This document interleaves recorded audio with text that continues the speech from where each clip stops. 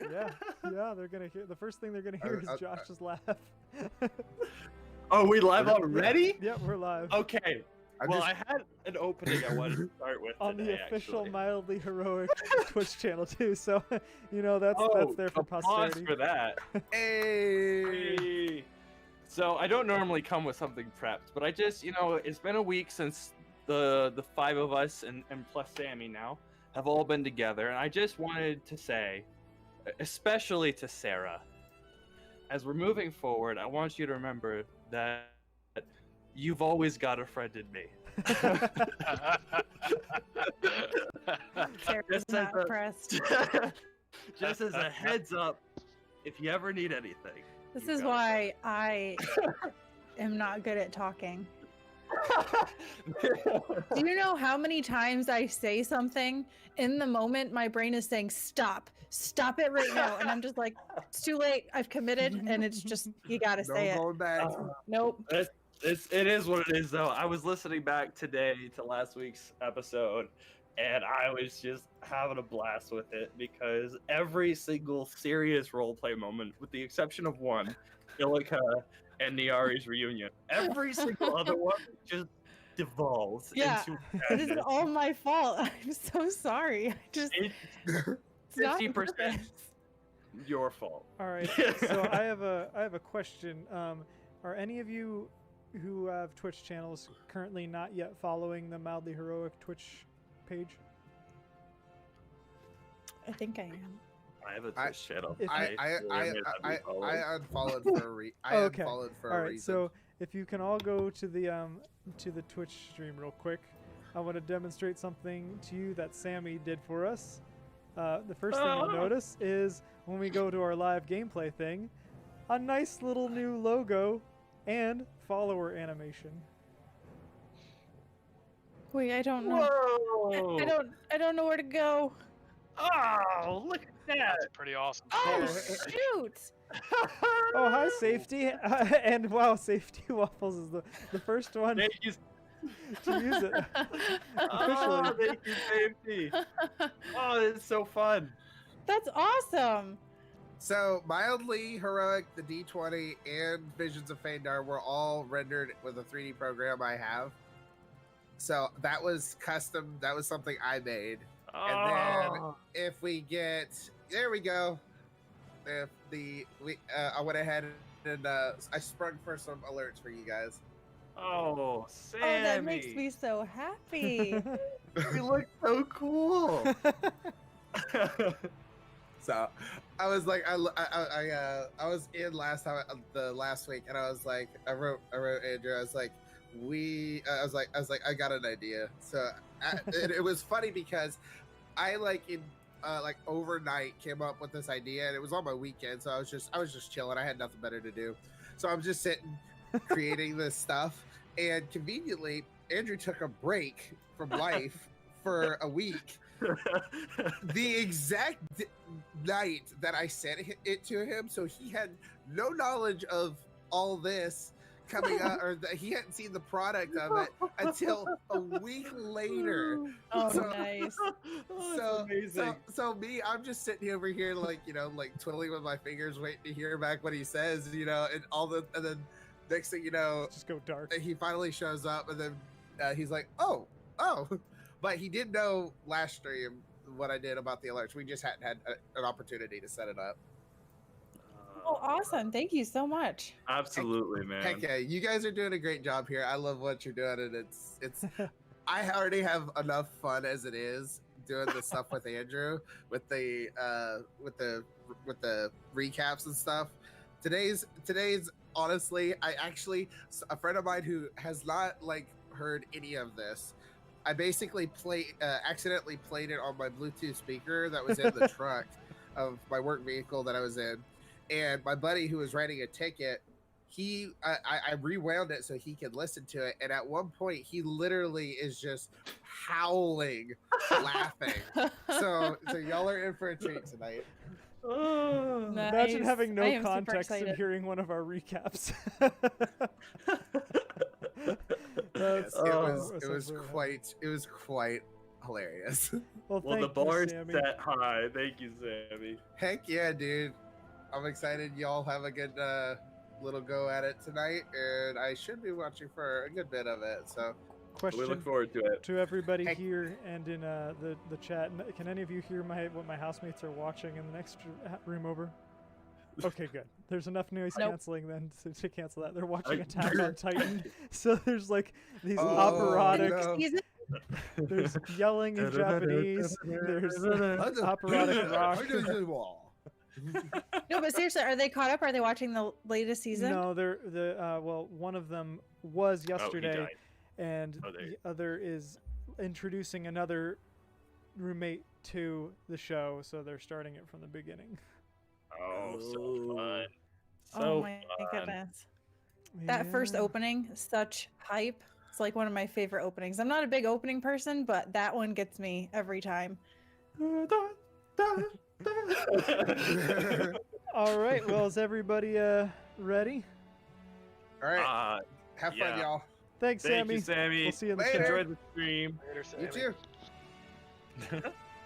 All I right. always do. Without further ado, we can turn up our audio, and I will start the recap.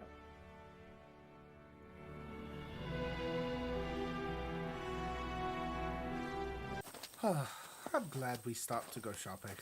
That nice potion seller gave me a few extra ounces of herbs for free. So generous. Oh, you're not the only one who made off well. Look what I have here. Oh, let me see. 2 flasks of... What? I didn't see you buy those. They're potions. What? What? But he said all of his potions were too strong. How did... Alright. Did you steal those? Of course not. I'm not that underhanded. But I must admit, I don't know what they do. Let's each try one. Here, you take this blue one, and I'll drink this red one. What this is the... Oh, it smells like strawberries. See? You try first, cousin. Bottoms up now. Well, it doesn't smell bad. I mean, Oh, go you for didn't it. sell you anything dangerous, right? Of course not. No, go for it. Bottoms up. Yes? Yes? What do you think? I feel a bit odd. You don't look any different. Maybe it takes a... Oh. Oh, my. What? What is it? Your face looks... how should I put this? Very feminine, cousin. Well, It's a good look for you. My face? What did it do? Oh, my. Don't freak out, but... Yosef, you didn't by any chance stuff any supplies into the front of your coat, Front did of my you? Lord Desna! Oh, Yosef, I think you drank some sort of polymorph potion. How can you laugh at a time like this? Why? What's wrong with having the body of a woman? You look great. Well, I mean, nothing exactly, but it's not me. Oh, I should never have trusted you. Oh, don't worry. It should wear off in a few hours. Oh, I'm going to try mine. Down the hatch. But a few hours?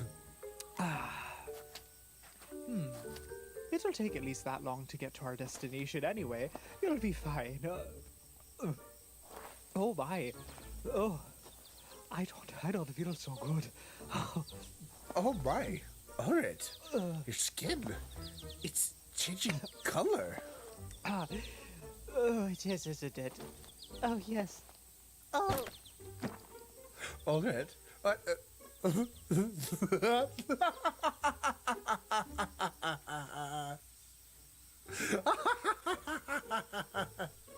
It would seem Desna does have a sense of humor. I knew it. What? What did it do to me? You're so huge, Joseph. No, cousin. You shrank into a newt. Oh, look at you. You're so cute. A newt?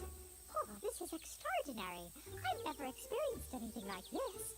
Although I don't suppose I'll be able to tell my tales tonight like this. Pick me up, will you? So, it's up to me to be the storyteller again, is it? I suppose so. Unless, of course, this wears off in time. Well, as I recall, the last you told me of the heroes of Phaendar.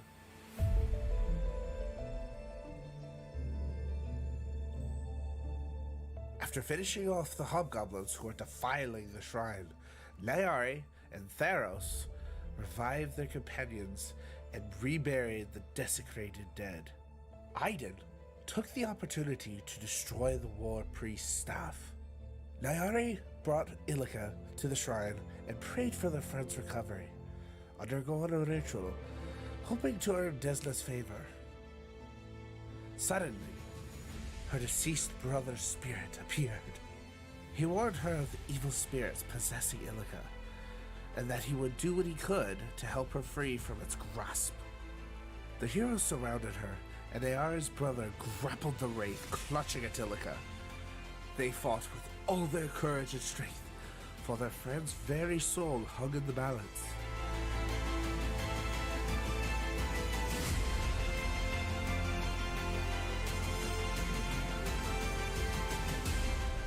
The evil presence was vanquished, and Illica was once again restored. Nayari and Illica had a touching reunion, but it wasn't without its heartbreak, as memories of past tragedies flooded the poor girl's thoughts. But their spirits were inspired once again upon returning to their camp at the caves. Oberyn approached the companions with a banner she and the other survivors had fabricated, a symbol of their tenacity, heroism, and will to survive. Aiden gave a rousing speech as they looked to the future with hope once again. The next day, they ventured back to Veld's cabin, whom they managed to convince to join them in the cave's shelter. But their joyful hearts would be challenged as they returned to camp, as a hobgoblin voice bellowed at them. A new battle drawing near.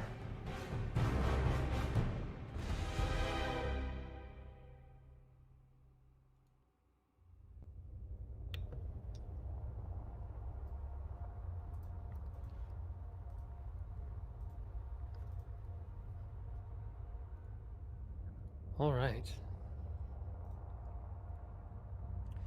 Yeah. So, Jace, I love when you enter your mind palace during the recaps.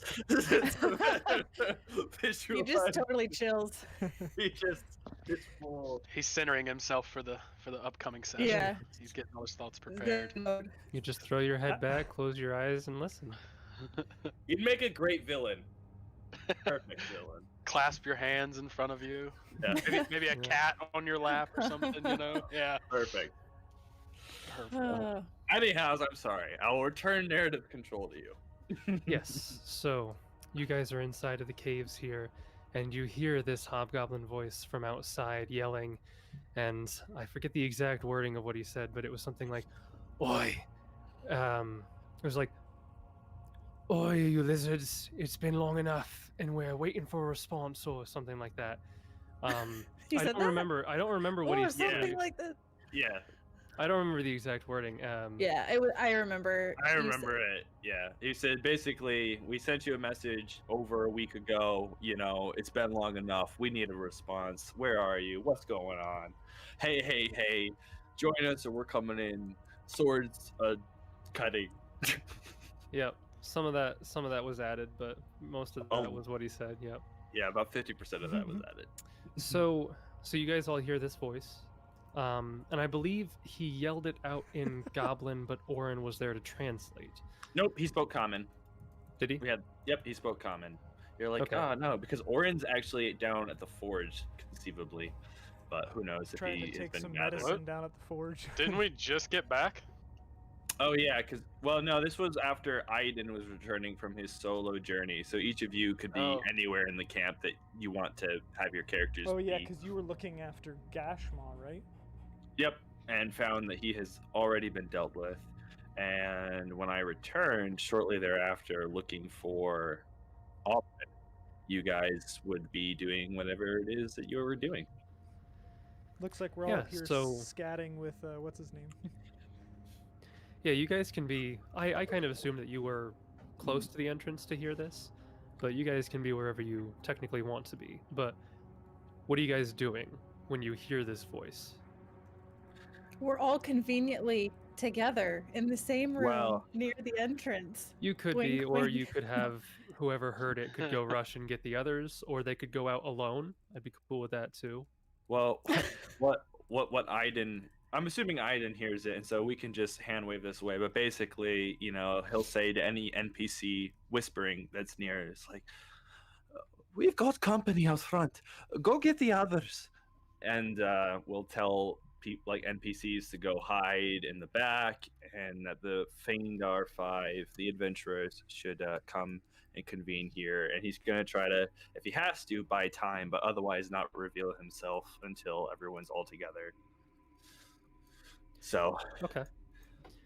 Yeah, so they go to grab everybody, and the voice outside yells out another 1 or 2 times and starts eventually doing like a countdown because nobody's responding. I assume you're not just shouting back to him. no, he's not. But he starts eventually doing something like a countdown threatening to come in. But by the time he starts that, you've all assembled near the entrance. Question, is he saying this stuff in common? Yes. Yes. Conceivably, although the troglodytes also conceivably did speak common. As far as you know, they did not. Yeah. So I'm thinking how to play this. We need to head him off. He's going to try to come in here, and we cannot let him get past and get to the people. If possible, we have to take this outside. I agree with Nayari. Perhaps we prepare an attack and go on the offensive. I'm sure it's like age. The only How many- problem is we don't know how many he has with him. He's probably not alone. All right, Aiden's gonna stealth ahead and range around the corner if he can, and try to get a glimpse without revealing himself so well. Okay. I believe so. One of 2 things: you would have to either get past the vines that are concealing the entrance to see him, Oh. and The guys that scream. yes, Did they scream when he came in, or is he not at the point where they would be screaming? you heard them scream for a little bit, like Okay. brushing as if he might have brushed open the area to look inside and shout in, but then they started screaming, so he probably just closed them real quick, and then continued his rant from outside. So he does not appear to be inside of the canopy of vines concealing the entrance, but he must have looked in at some point because they did announce his presence before he started shouting.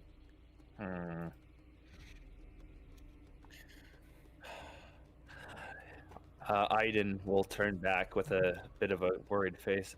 I do not know how many there are.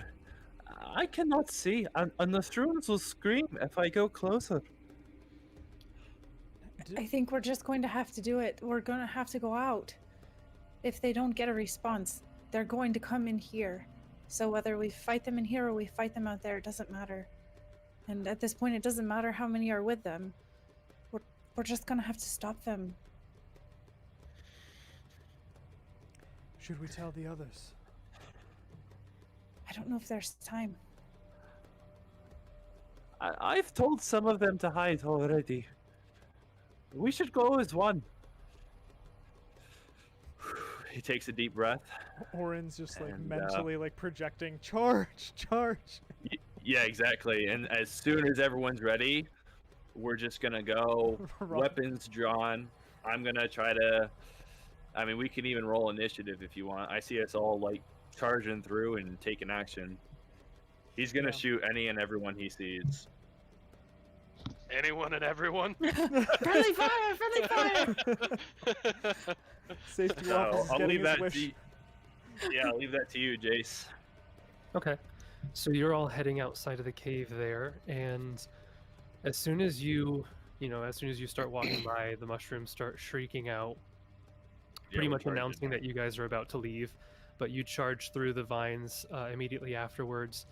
And once you get outside, you're at the small clearing area in front of the caves, and you see a few creatures. You see a couple normal goblins, and then you see a single hobgoblin who is mounted astride what appears to be a massive wolf. This wolf is far larger than any of you, far larger than Volus. It is a truly large creature that he is riding upon. And as soon as you exit, he kind of looks at you, and you can see him, a little bit of a look of surprise on his face. Yeah, because an arrow I loose is flying right at him. Do you fire just immediately? I think that was the idea. No conversation at all? Yeah, I think so. Okay. Then roll initiative then. I mean, if I can get a quick percept to see how many there are. But yeah, I think if he sees like a few baddies and one big baddie, he's gonna take out the big baddie. That We're gonna is try. a big boy. Look at that chonky wolf boy. He's dire wolf. Watch these guys be like a rebel cell of hobgoblins that believe that we could like peacefully exist with humans. Doubt. Press X, please. You don't know. They I could know be what- good guys. Glad I could've- started off the night with a good old natural 2 on my initiative. Get They the bad could ones be out. good sign. guys, but I am unintentionally racist against hobgoblins, so it's Oh, fine. I'm glad you clarified that. I Right. am unintentionally racist and Twitch ban. Sammy says hashtag blame Aiden if all goes bad. Yeah, We do well against wolves. We have in the past. you want Yeah. us somewhere within this red box? Yes, put yourselves somewhere in that red box area. Do we get a surprise round? Oh no. We knew what was happening. They didn't know. Peekaboo! Oh, They- they definitely knew you were coming. They knew the same as we knew. Yeah, but they thought it was lizard people. Yeah, they thought it was somebody else, but they knew something was coming. They were Yeah. ready for an attack in case the lizard people were gonna get a little nasty. Whose side are you on, Andrew? Jason, they Right. were not On expecting the an side of the attack. good story. I relate too much with Ulrit. Just before we get into this, just to refresh everybody, since it's been a couple weeks, hero point status. Everybody has a hero point. Andrew has 2, just in case it becomes necessary. Yes. Theros has Also, one. Theros has one. Yeah. I would There- prefer the okay. Theros has 1. Yes. one. Well, this is actually good. I can delete that whole page of dialogue. Don't need that anymore. Sorry Wow. for your prep work, Thanks, Jason. Aiden. Thanks, Yeah, so everybody has rolled initiative. We are good to go. So if we're just jumping straight into the round again, no surprise round. They were aware somebody was coming out. You guys obviously knew they were waiting for you. So I'm gonna- top of round. Oh, go ahead. I was going to say top of round 1 is Aiden. Oh, great. So I just want to, before I take my shot, just send my best to the GM. I am so sorry if I ruined some of your prep, but you have to know, from the perspective of us, if any hobgoblin survives and learns that we are here and not lizard folk, that's real bad news, from our character's perspective. So I can't see a way that Aiden wouldn't not respond like this. I think. Yeah, no, that's fine. I'm not saying you're wrong in doing that. No. I wasn't saying I was either. I just let Just you saying, know. maybe he was a good guy. Maybe No. you could have recruited him. Probably not. Doubt. I doubt The it. world will never know. Can you blow him and- up for us? Yeah. With Can explosives? you literally blow him up? Yeah. Yeah. Oh, With what's, You just what are the buttons? straight up kill What's him. the button? Oh, Ugh. Ooh. looks He needs to like put some meat's pants back on the on. menu, boys. He needs to put pants on. The first thing Sarah goes to, oh, his legs are terrible. I mean, ugh. Why is he wearing a skirt? That's not even a dress, it's a skirt. It's a mini skirt too. It's a mini skirt. What is It's not a going on dress, it's a here? kilt. Sicko. Y'all guys are so distracted. We're avoiding the inevitable. So Josh, what does Aiden do? So I've got rapid shot, and I'm gonna 5-foot step and take 2. He's gonna loose 2 arrows, hopefully straight into the chest or eyes or face of that man, Hobgoblin. Okay. Roll your attacks. Yep. So I think I have a little thing for rapid shot on. Yes, great. Here we are. So an 8, which probably misses, but a 25 that's got a darn good chance for max damage as well, like double max damage. An 8 definitely misses. That 2d6 is wrong. I don't know. That's I have to, 100% incorrect damage. yeah, I don't know where that's coming That from. is maybe your That's with the spell on. gravity bow, Yeah. which you do don't. not have active, you filthy cheater. I Josh am coming not- out with the hacks. I did I'm not going mean to have to remove No your hero turn voice for you. and your hero point. No, y'all could just. You know what? Shut up. There you are. 9 Okay. points of damage, which is definitely more accurate. What a shame to waste that double 6, though. Holy cow! I will accept the 9. Thank you. Okay. So you rush out of the vines here. You lose 2 arrows. One of them goes way, way, way wide, not even close. The other one hits this guy. You are aiming at the guy, correct? The guy, not the mount. Okay. Hits this guy kind of in the shoulder, and he kind of like lunges back a little bit, and then he turns to look at you, cocks his head, and he says,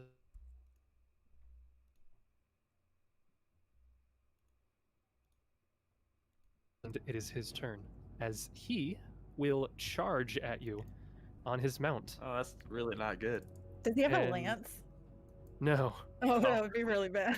I should have given him one, but he does That'd be not really- have a lance. What Well, did, what I'm did just he gonna s- move. What did he say, Jason? Your audio completely cut out. Negotiations. He goes, well, I guess negotiations are off the table. There, I got into it. The Oh. voice at the end there. Thanks for the fill in. Yeah.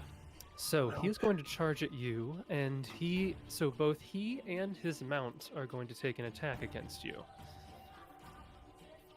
And since there was a different scenario that could have played out here. it does, and since he is mounted, he gets a bonus to hit because he is above you. Yes, let me just get all the bonuses here. Okay, so we will do the wolf's attack first. This is with a charging bonus. Awesome. Natural 19 for a 28. We'll hit. Oh yeah. Okay, so you I take don't like that bonus. minimum 7 points of damage, and the wolf is going to attempt to trip you. Classic. It's not a great roll. The trip is only a 16 against your CMD. No, sir. That will not hit my CMD. Okay, you are not tripped by this wolf, which is easily Very twice good. your size. Yeah. And then this guy is going to take an attack at you with his battle axe. He's mounted and power attack and all that fun stuff thrown on there. Oh man, I'm doing good. It's a natural 16. So that's definitely going to hit. It's more than a 4 bonus. Oh yes. It's more than a 4 bonus. And you take from that. Now, if this was a lance, it'd be a ton of damage, but Yeah, I'd be dead. you take 13 points of damage. Ugh, not so hot off the fresh bit of combat here. So that is both of their turns. Orin, you are up. You see, as soon as you exit, some arrows go flying, and then a massive wolf take a bite right out of Aiden's leg, and he is now crippled. No, that's not true. I'm pretty sure that's how the rules work. Nope. I'm gonna cast Shield of Faith on myself, Okay. and that'll be my turn. Yep. The wolf does not have 10-foot reach, so you are good. Don't have to worry about provoking. So you cast that on yourself, and you didn't want to move? No. Okay. So you cast that, you stay where you're at, and it is the goblins' turns. So they're going to do some maneuverage here, here, and then the other one's just going to stay where they're at.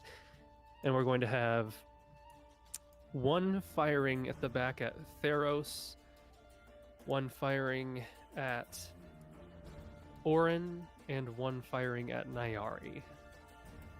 I don't think any of them are close enough to get any bonuses. I doubt they have. No, they don't have point blank shot anyways. No, So no way. these are just straight shots against the 3 of your AC. We will start with Theros. This guy over here. Yep, that's a 21. Oh yeah. Okay, so you take 2 points of damage. Nice. The attack against Orin, probably not. 16, I doubt it. No. And the attack against Nyari, 22, that probably hits. Yep. So you take 1 point of damage. They're really ripping into you. Next up it is Theros and Volus. Theros is going to cast Burning Disarm on Wolf Rider here. Okay. There it is. So he gets a reflex save. So is this the one where he can Yep. choose not to drop Yep. it? He can hold on to it or drop it.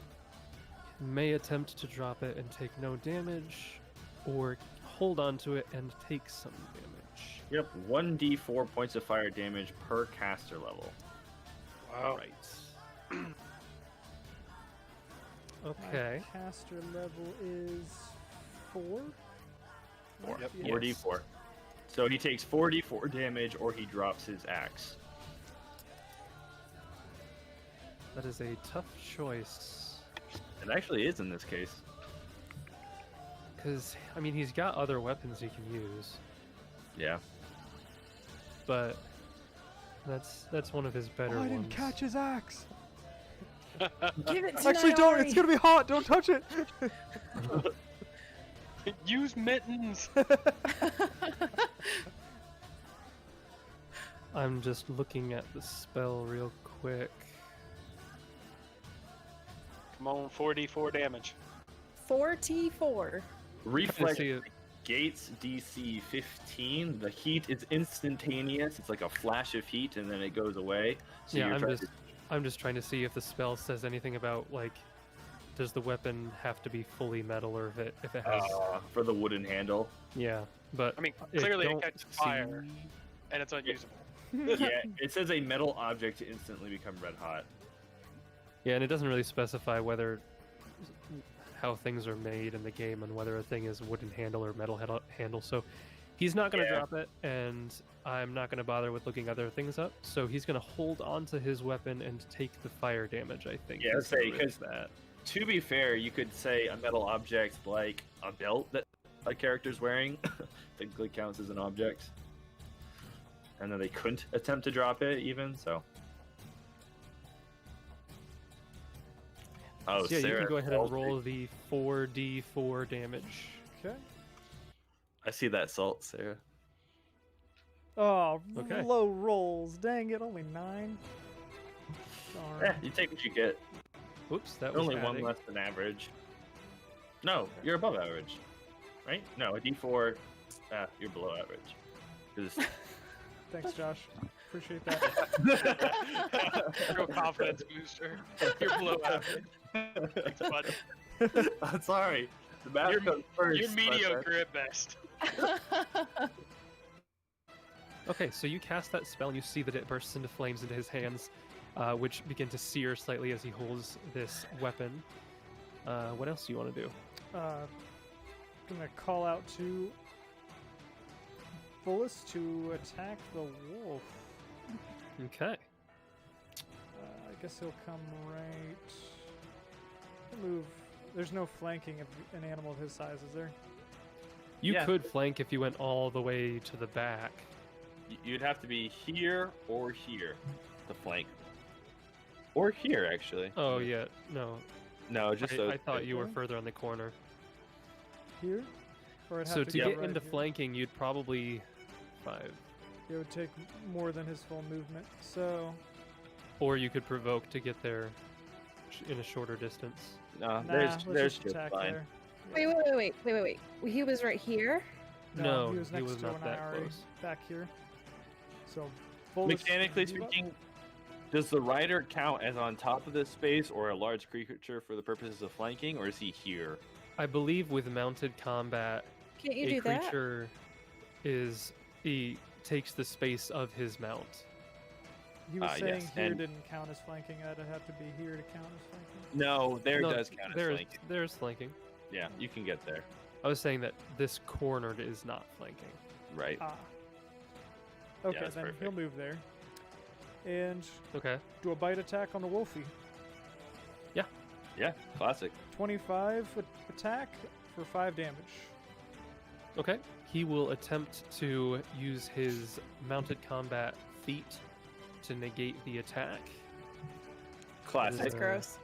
For some Gross. insight The to wolf? Andrew, that's no, riders in mounted combat can often attempt a check to avoid their mount taking damage. A ride check. It's a feat that almost all of them get.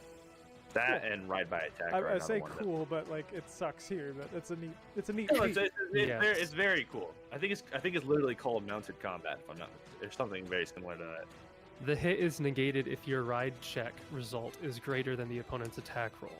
Right. So it has to be higher So- than a 25. I rolled exactly a 25, which is not greater, unfortunately. Yes. It does I got not say 5. equal to or greater. It says it has to be Points. greater. So I Right. was 1 shy. So the DC is 26 technically. That's cool. Yes. So he does not dodge out of the way, so the wolf does take those 5 points of damage. Just a little nibble. And bottom of the round is Nyari. All right, so she will yell to Theros real quick and say, "Theros, do you need mage armor?" And he responds real quick, I'll Yeah, be you can fine. respond. I'll be "All fine. right, I don't believe you." So she'll run over and cast mage armor on him. Then why would you ask me? I'm trying Okay. to work on you being more bold and asking for help. So you go over, you draw out your wand, and you cast mage armor on him with the wand, which has probably a Oh. bunch of charges left. I have 25 charges left, and I wanted to do this. Would a knowledge, arcana, or nature help me identify anything about the wolf or anybody here? Knowledge, nature. All right, just The because I rest don't, are all knowledge local.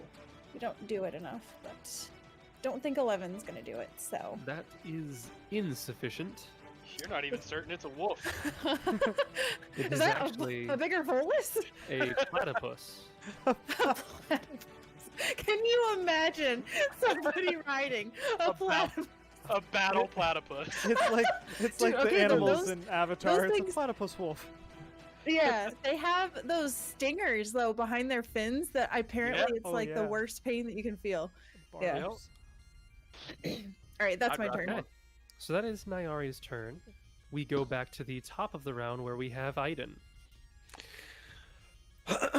Excuse me for all of this, but I was doing a little bit of rules lawyering or trying to between my turn, but I did not find a definitive answer. Can I cleave the rider and the mount if my first hit hits successfully, or are you going to rule that for the purposes of flanking they occupy the same space, that they must occupy the same space and then would not qualify for flank for cleave because they're not adjacent?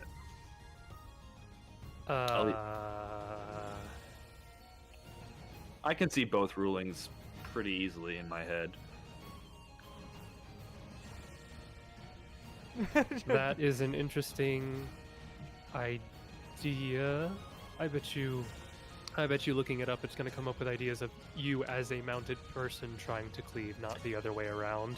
That is what I found, and then there was one forums where people were discussing it, but I didn't find anything close to like, yep, that makes sense. That's the ruling I'm going to go with. It was just kind of backs and forths. Pretty much everyone was like, yeah, of course you could. And then one person was like, well, technically, No, you can't. But also, yes, you could. Well, actually. One Right. thing that I found says that you could only cleave the rider after you slay the mount. So if you killed the mount, and then you can continue cleaving the rider.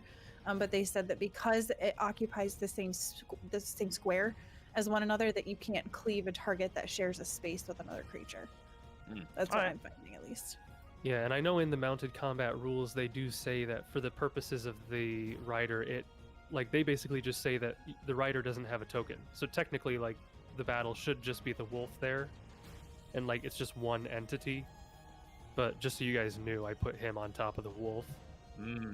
As a good counter to that, though, he says if you instead share its space, then why do you get the potentially higher ground bonus on your melee attacks? It goes both ways, but I'm fine with whatever. We just won't do it. Is how we'll play it.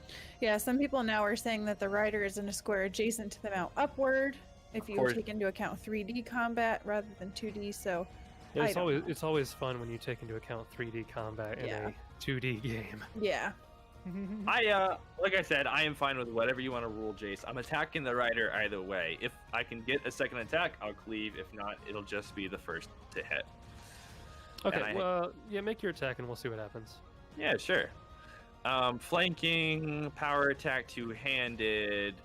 We'll see. Yeah. What? Yeah, continue.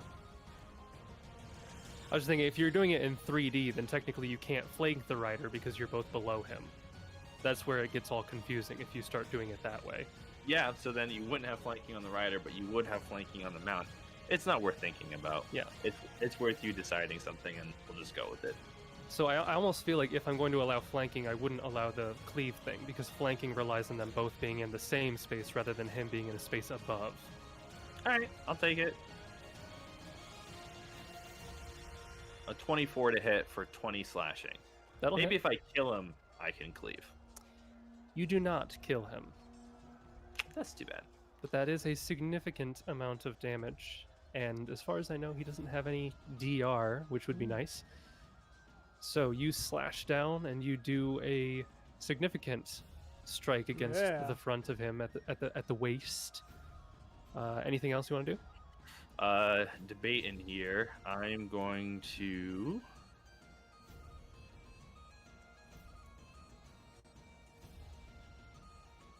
Five-foot step that way. Okay. That is Aiden's turn. The It is- unspoken, obviously, with some quick draw of Jama. Well, the quick draw, yeah, that would have happened at the start, yeah. And the bow Drop is... your bow. Yep. And the bow's in this square where I'm standing now. I moved into it. How did you drop the bow in a different square than where you were when you dropped it? You can drop it in the square or one adjacent from you when you drop a weapon or anything.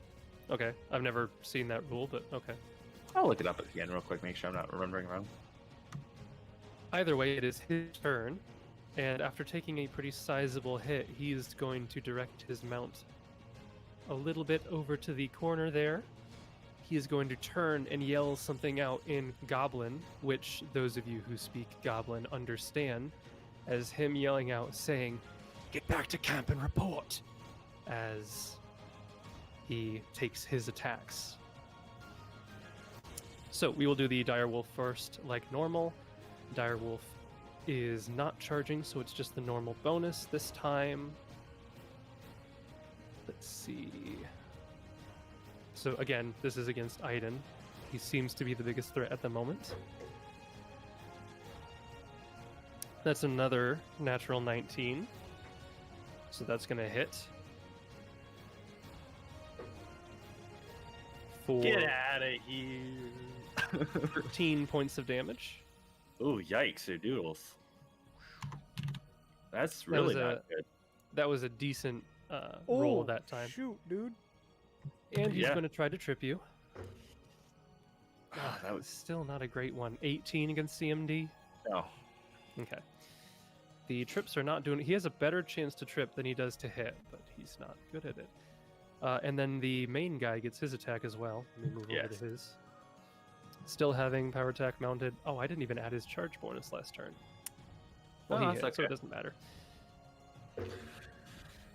That is 23 to hit.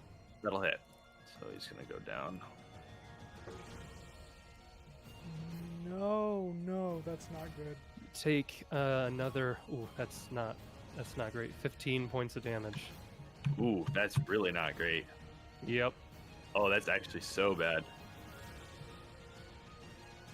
All right. And after his turn, it is Orin. I'm getting out of here. Classic. Classic.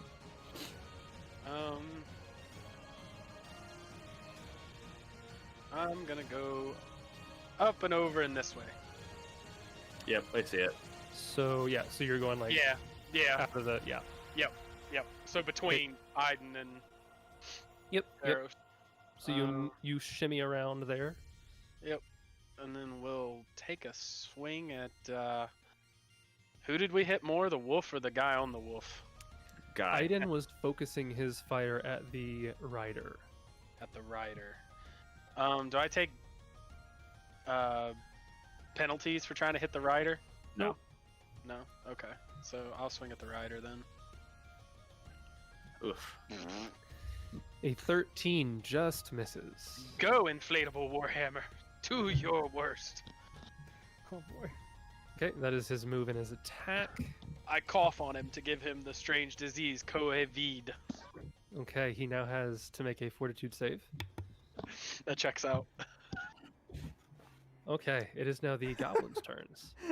The one back here is gonna start heading out over into the corner there. I'll just leave him That's somewhere not over there, I good. guess. That's While the other not good. two are gonna move in a little bit closer to the side here. And they are both going to attack the... One will attack Volus, one will attack Nyari. So against Volus, that's a 9. It's going to miss. Against Nyari, that's an 11. That also misses. Make sure I have all their bonuses in there, but no, they both miss. And that is the end of the goblins' turns. Theros, you and Volus are up. You see that Iden has taken a beating from this guy. One of the goblins has run off into the forest. There's 2 more circling around. Yeah, Theros is going to wait until the music changes. Okay, there we go. Okay. Again, as tradition. And, And by the time the music changes, the goblin has escaped. he's going to stabilize Iden Okay. with that spell's probably the best way to do that, I would assume. Well, yeah, probably. Well, Probably, It's yeah. not gonna. Yep. There's no penalties to doing that now, Nope. right? I'm just stable. Nope, you are not within a threatened square, so you can just cast it without any worry. Okay. Then I guess that'll be all Theros is going to do, because that's his spell, Okay. and he's going to tell Volus to attack the rider. Okay. So he's going to take a 5-foot step. Volus is going to take a 5-foot step up behind the rider to flank with Orin. Yep. Gets Do all all his attacks. 3 attacks. Here's a bite. 20. to Okay. hit- 20. So he will attacks. attempt his thing to dodge that. No, it's attacking the rider. Yeah, I'm attacking the rider. Oh, he's I told attacking the him to attack rider. now, yeah. Okay. So Okay. that's 20, 15, and 20 attacks. Did you add 20 flanking into those? No. Doesn't matter. Okay. Doesn't matter. The 20 will hit. The 20 will hit. The 15 will miss. Even with a +2, it would still miss. Okay. So there's 2 hits. So the first strike goes, 7 damage. takes 7 damage, and he is still up. But when the second strike hits, Very he nice. falls off of his mount. For the sake of that, I'll just move him up there so we know that he is off of the mount. Yes, good. He's down. Yeah, that's great. What's that? And wolf that is- gonna do with that? This is Volus's turn. So that can that damage second damage that wasn't applied to him be applied to the wolf? No, it was the second attack that brought him Oh, down. it was. Yes, Oh, the okay. first attack My bad. hit, the second attack missed, the third attack hit, and that is what brought him down. Good. Okay. Yes. You So, just barely did it. Nice. yep, he was at 9. Barely? Come on, guys. Good one, Josh. Thank you, Jason. Thank you. Took me a minute. Nyari, you are up at the end of this round. Sarah, you look nervous. Are you okay? I'm gonna do something dumb that I know how this is gonna go. I swear. I Classic already Niari. know. Classic Niari. Like, every time your turn starts, that's the line that I hear, I think. Not every time. Every time she looks nervous, because I think she's worried I'm gonna yell at her, which I might. Well, you're unconscious, so. No, Got to bring those. No, I positive just- words. I know how this is gonna go. So, I'm going to attempt to move here, Ooh. Oh, amazing. Chase but snap. I know what's gonna happen. So, An attack of I'm- opportunity is what's going to happen. I'm prepared for what's about to happen. Yep. The That wolf. probably hits. Let me just make sure. My AC is a 17. Doesn't have any charging bonus, nothing like Nope. that. Then it's just, yeah, it's a 22. It's going to hit. So Why- first why worry off- about it?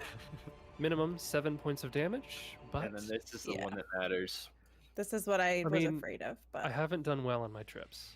To be fair, but he's gonna right here. You're gonna trip right there. But that time was a natural 20, so that is a 28 against your No! CMD. So you're over here, prone on the ground. yeah. Yeah, I am a little bit miffed that I didn't roll that on an attack. Oh, it's like the worst kind of story beat, man. Like when you need it to happen, it happens usually the heroic moments, but also in those tragic moments. I mean, from my perspective, when I need it to happen. Yeah. I was really Do like, you this, like killing our PCs? Yeah. this it's was fun. terrible Yeah, of me, it's but I was really hoping that one of you guys, I'm actually pretty sure that he might have combat reflexes, but I was kind of hoping that one of you would use up his attack of opportunity and that maybe I could just squeak on by. but- You Does could always not just have combat have run outside of his threatened areas, but you know. yeah, but I was more worried about distance. Yeah, I know you were. I actually even thought about running, but that would take me off at an angle that wasn't as good. Ideal. Yeah, because Yeah. you have to run in a straight line, Yeah. which is, I guess Yeah. it makes sense. I guess the idea is running. You're supposed to be like sprinting Yeah, because the movement assumes you're at a jog, like double movement. I mean, is a Okay. jog. What happens basically. next? Oh, So that is the end of Nyari's turn, as she had. Well, I guess you did your movement to get over there. He tripped Yeah. you, so Yeah. technically you'd still have an action. Is that right? It was I only think one so. movement to get to that square, so it's not like that was your second move.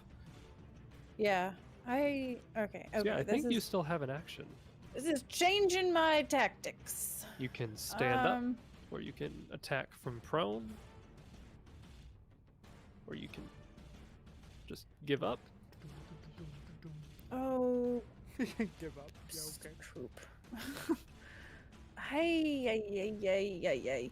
See, the thing is, like, I want to attack from prone, but with the way that Roll20 rolls for me, I would roll a natural 1 or something, and Could be.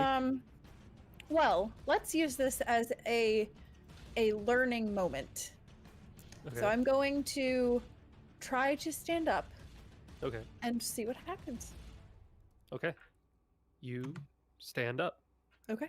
and that's what happens. Okay. Because he does not have combat reflexes. Okay. So that was a little meta, but I mean, now I I'm could always standing. just change his run feat on the fly to be combat reflexes. and just give it Shut to him. up. Shut up. Just like I'm gonna change my inexplicable luck to be the run feat. Not that I would want to do that, but I don't know. Anyway, so that's my turn. Okay. I'm doing real good today. Going back to Aiden, who is stable and therefore does not have to make his impossibly difficult Constitution check. going on past his turn, we're back to the wolf. Would you like me to tell them how impossible the check was? No.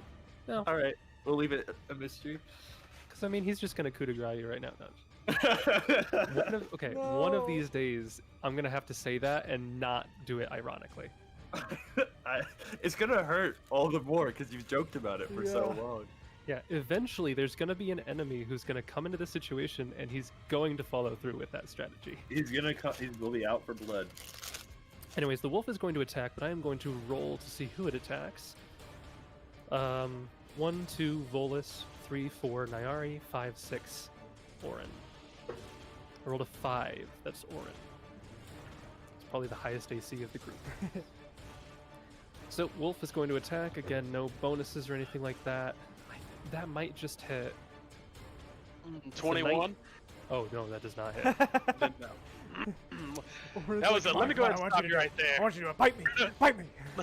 It was a 19 to hit, and I thought that was your AC, but no. That's my natural AC without Shield of Faith. Oh, yes. I did forget about Shield of Faith. I really wouldn't have attacked you. I mean, the wolf's not going to know that, but I wish he had. I was gonna say that's one smart wolf to know clerical spells and what they do. Yeah, I wish the wolf had Knowledge Arcana and could roll that to check, but he does not. Okay, and I accidentally just screwed up the initiative, but I think I remember the order. Yep, that looks good. Okay, so the wolf just made his attack and missed. Right after him is Orin. Well, there's literally no way we're stopping that goblin up in the top map. That's not gonna happen. We can't catch him.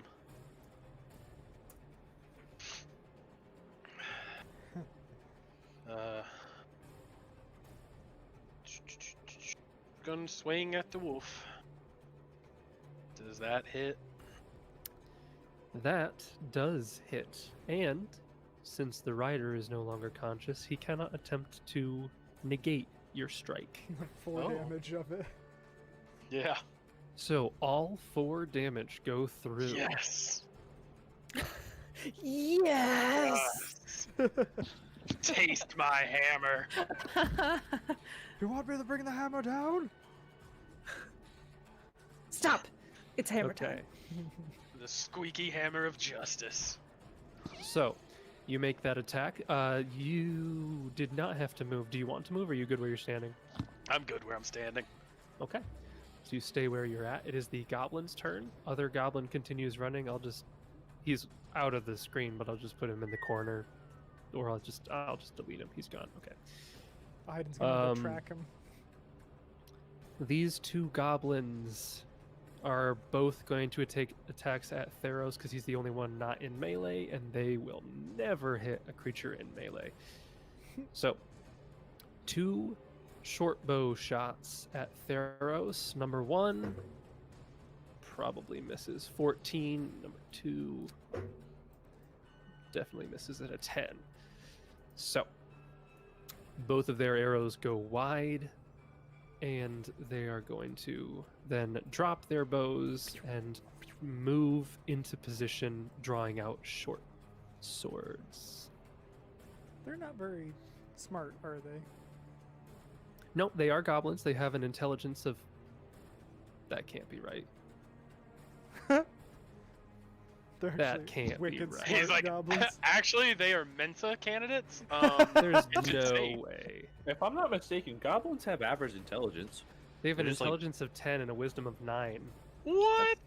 That's not They- at all how I see people play They're more goblins. intelligent than Nyari is. That's what I was saying. So one of them lobs a math question at Nyari and it confuses her.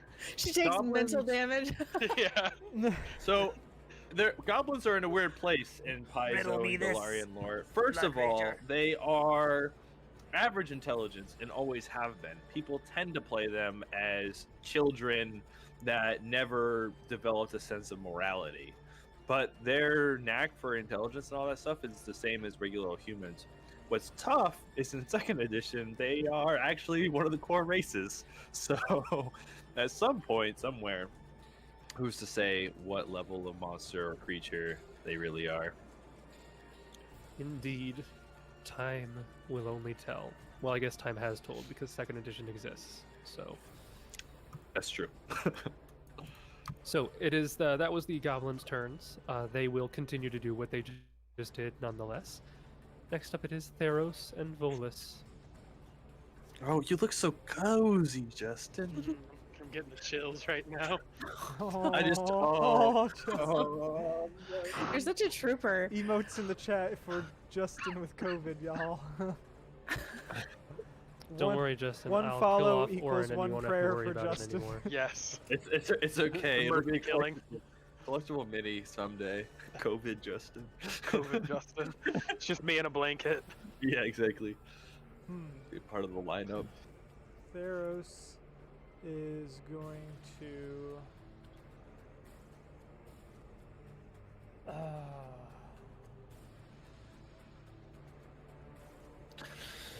Gee, Clearly, he has to retreat. Into the caves. he's going to take a 5-foot step back. Okay. Cast Uh full huh. strength Ooh. on Nyari. That's good. She'll remember to take it off after it's done. Unlike some people. I wouldn't go that far. Man, Yeah, but Orin's what- hitting really good tonight. Weird. Oh, could be that +4 strength that he shouldn't have. And he's going to tell Volus to move and attack the hobgoblin here. Sorry, the goblin. It did not evolve into a Yes. hobgoblin. It's still a goblin. Correct. What is it, a Pokemon? And Volus is going to use Bite, and hopefully it will be very effective. Super effective. And only, well, I don't know what their armor class is, but that's a 10, 11, and a 23 against the goblin. So, the 23 hits. Okay. With the lowest damage of 4. Yes. So the goblin is still up. But he does take that hit, and that is most of his hit points already. Oh, right, they are squish. They are not tanky, that's for sure. So you moved and cast a thing. Volus moved and made all of his attacks. Okay. Next up, it is Nyari, who has bull strength.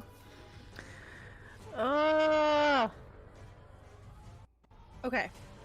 Hypothetical question. Yes. I can run 160 feet in a straight line. Yes. Could I get to that goblin that's running away? Let me think. So he started out like here. If he took a full move, that would be 60 feet, and then he'd had another round to do 60 feet. That would put him at 120 feet from this spot. Assuming that I'm not doing difficult terrain. So he is more than 120 feet from you, regardless. Right, but I have 160. Oh, 160 feet. So if I do not bother with saying that the forest is difficult terrain. Hi, I'm Nyari, and I'm the fastest blood raider alive. See, the thing that I struggle with is that the book takes great pains to describe how winding and difficult the Fangwood Forest is. It says explicitly that you cannot see or walk 100 feet in a straight line at any given point in the forest. Which is giving me a little bit of pause saying that running is allowed at all. Well, it's in the fine. You can forest. say that it's not. I am just But going the off of same this would- flat map that looks flat and clear to me. So if it's not that way, then that's totally fine. Yeah, The, I'd say- the added element though too is those same restrictions would apply to the hobgoblin. So in theory, it would have Oh, gone yeah. even less the far goblin, away. the goblin was not running. It was double moving at best. Right. If she double moves, she will catch up to it. No. Not no. this I round. need to run ×4. Double Not- move, I only go 80. Right. You won't catch up this round, but you will catch up eventually, assuming you have sight of it. Yeah, so but if we're I'm not saying going to it's like- go that far. I'm not going to pursue it through the Fangwood by myself. I'm not going to do that. I just was hoping I within thought this you were. round to get close enough to it where, like, maybe next round I could stop it, but... Yes, so I would say that you cannot run to it, but you could, for all intents and purposes, you could eventually catch up to it if you wanted to. It's up to you. But it's 120 feet. If it's difficult terrain, then he would be roughly 60 feet into the forest.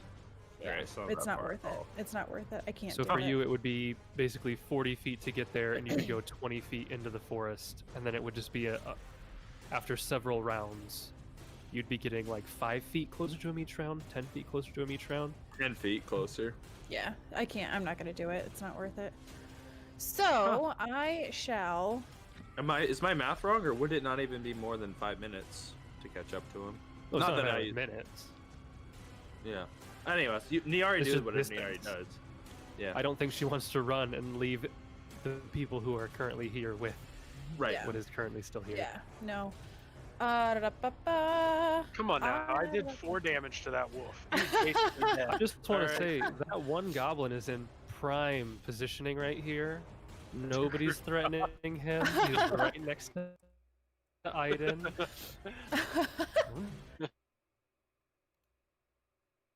Killed you.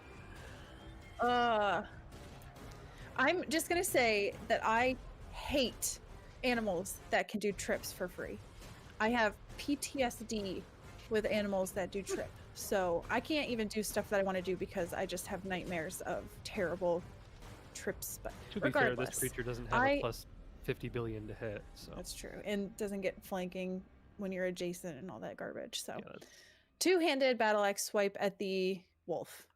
yes. 27 to hit. 27 will hit For 10 minimum points. damage. Yeah, Minimum damage of 10 Still- slashing. still a sizable chunk. That definitely he felt that for sure. And I will 5-foot step right there. Okay. Aiden's turn. He is unconscious, but not dying. Skipping him, we are back to the wolf. The wolf is probably going to turn his attention to Nyari because that was more than double the damage that Orin did, for sure. Rude. Aw. It's But rude. who's counting? So Oh it's, no, I hate this. it's don't going to take an attack me. attack against Nyari. Yeah, no Oh. bonuses on the attack, just the normal. Nah, that's not going to hit. That's a 15. It's not going to hit. Okay, that one doesn't hit. Probably would have hit him like a charge or something, but he doesn't have the space. Does this wolf happen to have the goblinoid subtype? No. She And then the would. wolf is going to circle around now. Is it just going to stay where it's at? It's just going to stay where it's at. Yeah, Yeah, it's it just going to is. stay where it's at. You scared, Orin. boy? You scared? Orin is up. I'm going 5-foot step. Oh, it didn't have more attacks? No, wolves just get one attack. Bite. Just a bite. Again, They're not cheetahs small get cats. bite and 2 claws and trip. And I hate them. Ooh! Yeah, Nice. boy! Roll them crits! Wait. What? No way. Yeah, he rolled a crit and a crit. And 3 ones? Yeah. Apparently. Yeah. How? Let's not talk about Okay. it. Okay. Let's not talk about I it. want someone I to don't wanna tell me talk the about it. probability of rolling a 20 on a d20, a second 20 on a d20, and then 3 consecutive ones on a d8. Well, they're all Roll independent 20s. variables. So So basically, screwy. it's the same as any dire. Because it'd be 1 out of 20 times 1 out of 20 times 1 out of 20 times 1 by 5. I can figure it out. I'll figure it out real quick. That is Taste my squishy hammer. that is amazing. That a times 3 crit did a little bit more damage than a normal battle axe. Yeah. Wow. So just to reiterate for those listening later, he rolled natural 20 on the confirmation, natural 20. So he gets a times 3. He gets 3d8, and he rolled 1, 1, 1. Yep. That's insane. That is amazing. And the wolf Orin confirmed Lord of the miraculously is Map. still alive. That's my first crit, too. Yay! A Merry, very, Merry Christmas! Oh, yeah. very good, very 3 good ones. attack. Just not quite enough. No. And you already 5-foot stepped. You didn't attack. Okay, so that is your Yep. turn. It is the goblins' turns. Again, that one goblin, perfect position. Oof. It's just staring at me for doing that coup de grace, but I don't think he would do that.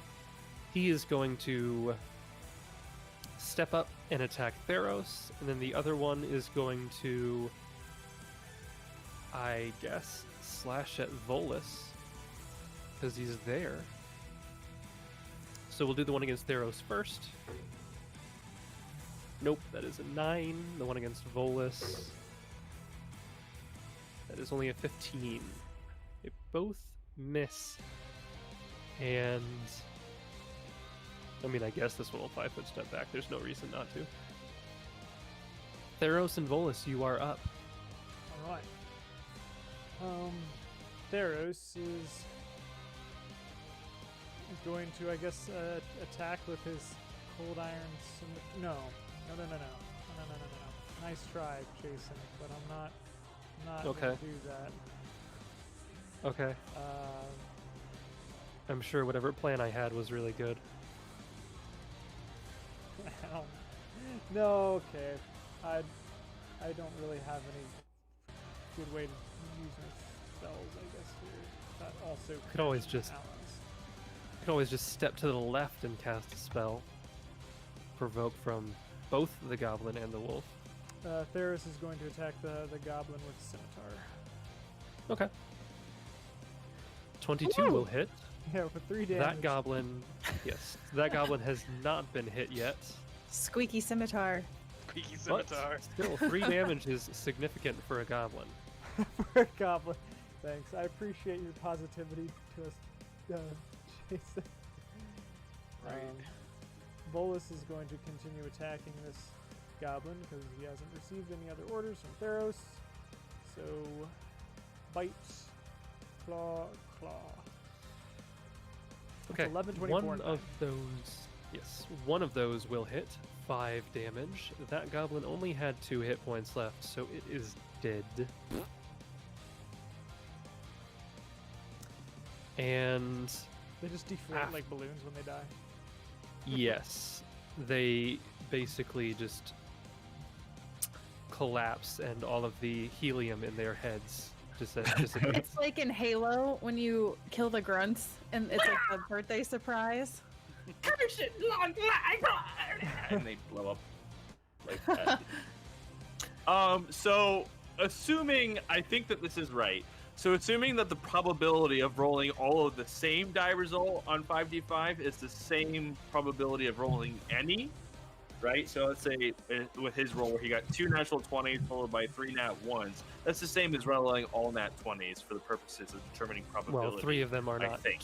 D20s, Oh, that's right. What were they? D8s.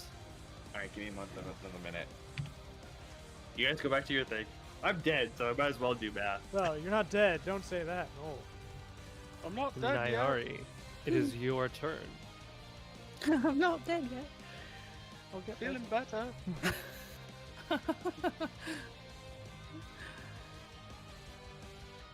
Wait, whose turn? Mine? Your turn.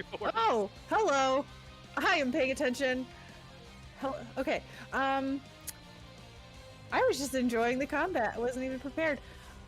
So she's going to look at that goblin that's right in front of Theros, and she's going to do the little eye things at it. Like, Okay. I'm watching you. And then Yeah. she's going to two-hand her battle axe at the wolf. Okay. I'm going to add 4 to that. 19. Okay, yeah. Okay, so you add that. Just so you're aware, the 15 would have hit even without using that ability. Yeah, I But- wasn't sure, so But just I to think be I safe, have to call it before you. yeah, Yeah, I you think can you use- you have to call it to do the 8, but I don't know, maybe you can do it No, it says- afterwards. You can use it after the roll is made, but if you do this bonus is reduced to 4. I just assumed I had to call it before I knew whether it hit or not. Like Yeah, I- generally you call it before the roll is made, yes. No. I mean, like, before you say whether it was successful. Like, so I see the roll and I'm like, oh, I don't know if that's going to do it. So then I say, I want to add after the roll the +4. Yeah. So basically, if you wanted to add the 8, it would be before you roll.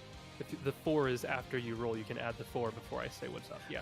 Right. I'm just saying that, like, you couldn't be like, oh, that hits, and have me, like, get it back. You know what I mean? Yeah, I know. Okay. Yep. I was just letting you know slashing. that the 15 would have hit, and the 11 slashing definitely brings it down for sure. It was already at low health. So the wolf collapses. Yes. And Yet another animal innocently slain by this party. she will. What's the orange? Okay, forget what I just did. What's the orange? The orange lines. Yeah. Those are the cave walls, like the cliffside where you guys came from. Oh. All right. And Well. then if you were to just draw a straight line, that would be the vines, basically. Okay, I don't know how to cancel this. Just forget what's happening there. Go beyond! I want to get to. Plus Ultra! Where are I you wanna- going? I can go through ally squares, right? Yep. Okay. I just want to get into flanking as my movement. Okay. That's my turn. Yes, you get into a flanking position. Top of the round, it is Aiden, who luckily got stabilized, otherwise he'd probably be dead by now. And both him and his rider are dead. Orin is up.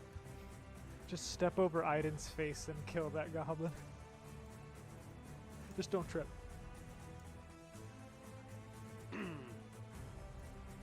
I'll just go right here. And taste my squish.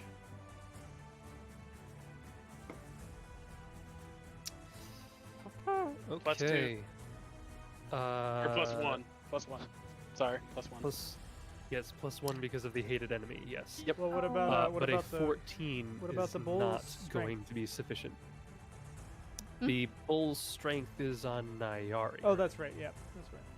Thank Yes. you. And I'm sorry, I could have also flanked with Orin. I forgot. Oh no, never mind. I'm getting him confused with Aiden. Okay, never mind. Yeah, no, you can't flank with Aiden at the moment. I still Just- could have flanked with Orin, but just a different. Potentially, yep. So it has been a long time since I've taken any math class, let alone statistics. But if the formulas I found are correct, and I can assume that you can multiply the results from the two, then it is this % chance of getting Orin's roll. But who's to say? I could be really wrong. Okay. Listen, I make miracles happen, alright? A less than 1/10 of a % chance. Well, I mean, if you think about it, It's probably that about right. result is better than the inverse of rolling 2 natural ones and then full damage. Yeah, that would really hurt. So, we just did Orin, who attacked, unfortunately missed. It is now the goblin's turn. He's in a great situation. He's just going to withdraw and try to escape. There's no way for him to completely remove himself without provoking. So he will provoke from Nyari, Come Okay. on.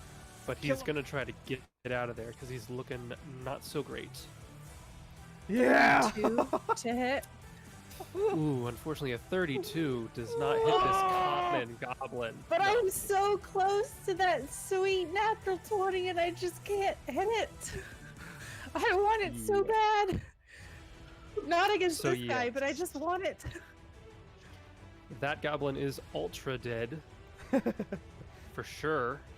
Just runs into Oh, the yeah, blade he's- of the he's swing super or dead. something. And with that,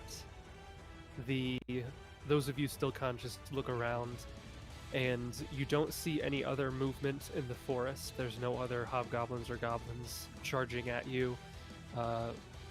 That one goblin is presumably still on the move, but probably outside of range to hear where they are, but it depends. And you have one unconscious ally at your feet. What are you guys doing? I'm getting out do of it. here. Cure light or cure moderate wounds on Aiden. Okay. Uh, Go ahead and two- cure mod for the 2d8 plus 4, unless it's a potion. No, it's spell. 2d8 plus 4. Get up, you lazy bum. Nice. Oh, snap. That's a nice one.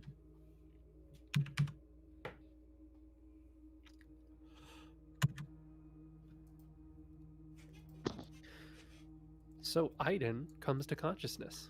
And as he like snaps awake, he's obviously visibly irate, but he's still in the fight in his head. So when he gets up, he goes for his blade, looks to assess the threats, and is looking to lash out or move out of the way or fight something. Then he realizes what happened, and he's just quiet. Theros is going to cast Cure Light Wounds on him too. Well, Okay. not moderate, but light wounds. 1d8 plus 4. Here you go, Aiden. I'll top you off. Wait, that was a spell or the wand? Spell. Okay, add a 3 to that. Yeah, if you're using your spell slot, it would be your caster level. If you're using the wand, then it would be the base level. But Oh, okay. Didn't know that. So it'd be 1d8 plus 3. plus 4 Plus because you're 4, 4th level. Yep. Using your own spell slots is always more potent than using like wands or potions or whatnot because they're always at the base level. So it's really an 11. Correct. Yes. And you can use level 0 spells as many times as you like, Andrew. That's not a 0 spell. And thank you, Justin. I'm being a Appreciate jerk. it. I know. This is not good. One of them got away. I was trying to run after it, but I wasn't able to catch up to it. It's not too late. We can still go get it. What will we find? I- It said they were going back to camp. We don't know how many of them are back at camp. Can't wait Here- here. If we rush Niari, we might be able to head them off. I am fine. And he's gonna start looking for tracks. Is your health Okay. still red? No, it's yellow. Okay. You see a trail of blood as he heads towards the water. I'm fine. I'm fine. blood. Can You've lost your arm. can you track it? Your Aiden? arm's off. Tis but a flesh wound. You're a nutter. That's what you are.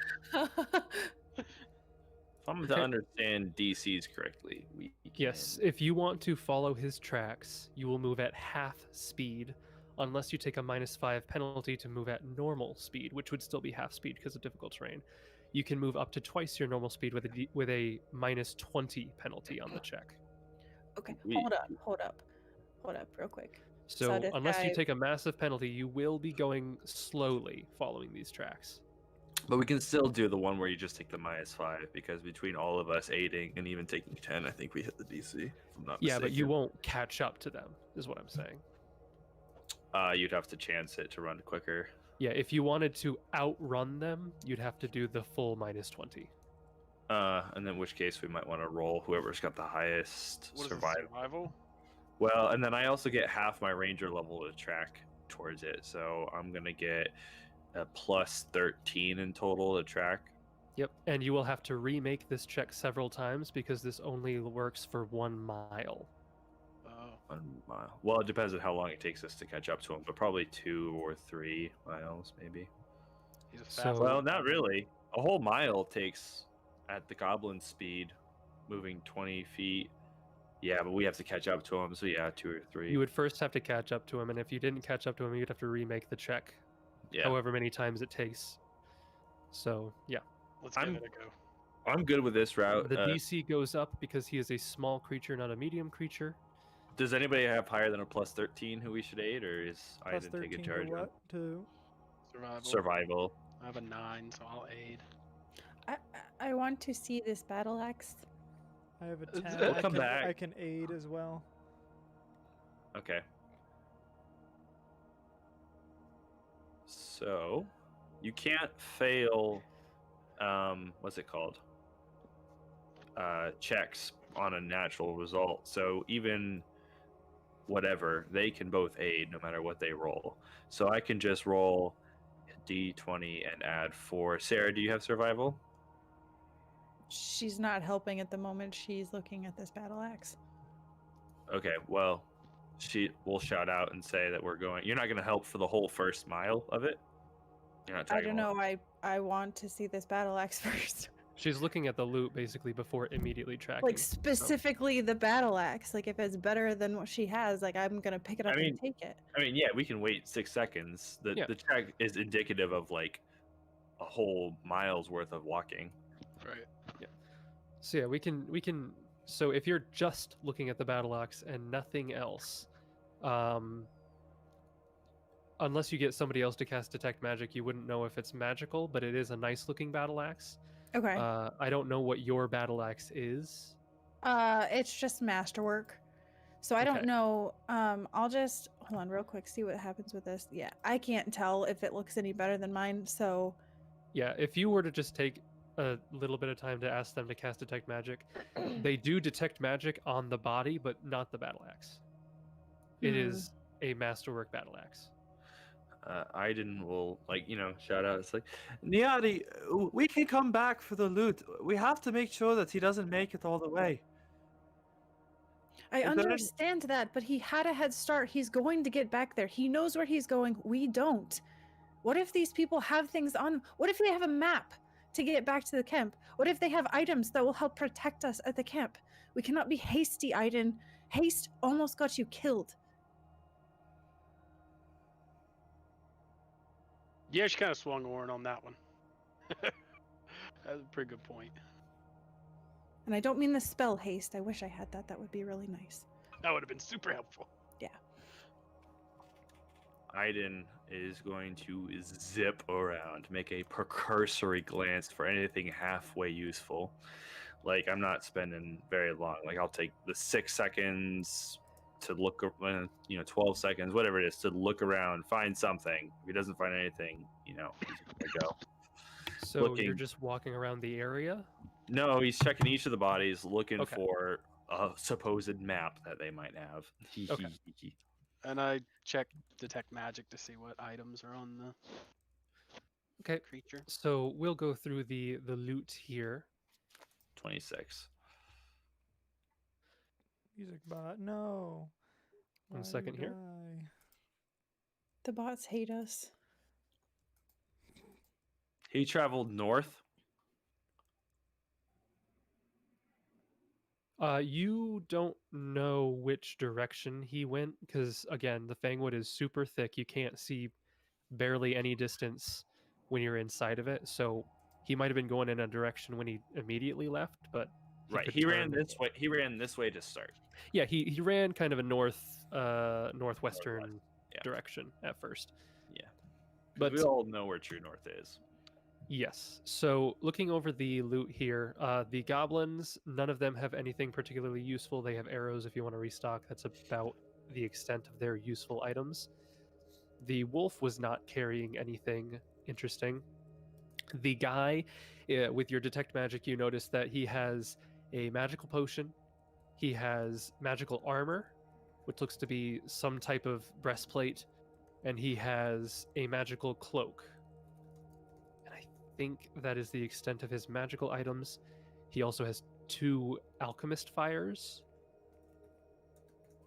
and then some like a bit and bridle, a saddle, and just general riding gear, which isn't terribly important. Mm-hmm. Could use it for Volus if there's ever. Oh, Does my the Volus will never spellcraft- get large, will he? Yeah. After not finding anything useful.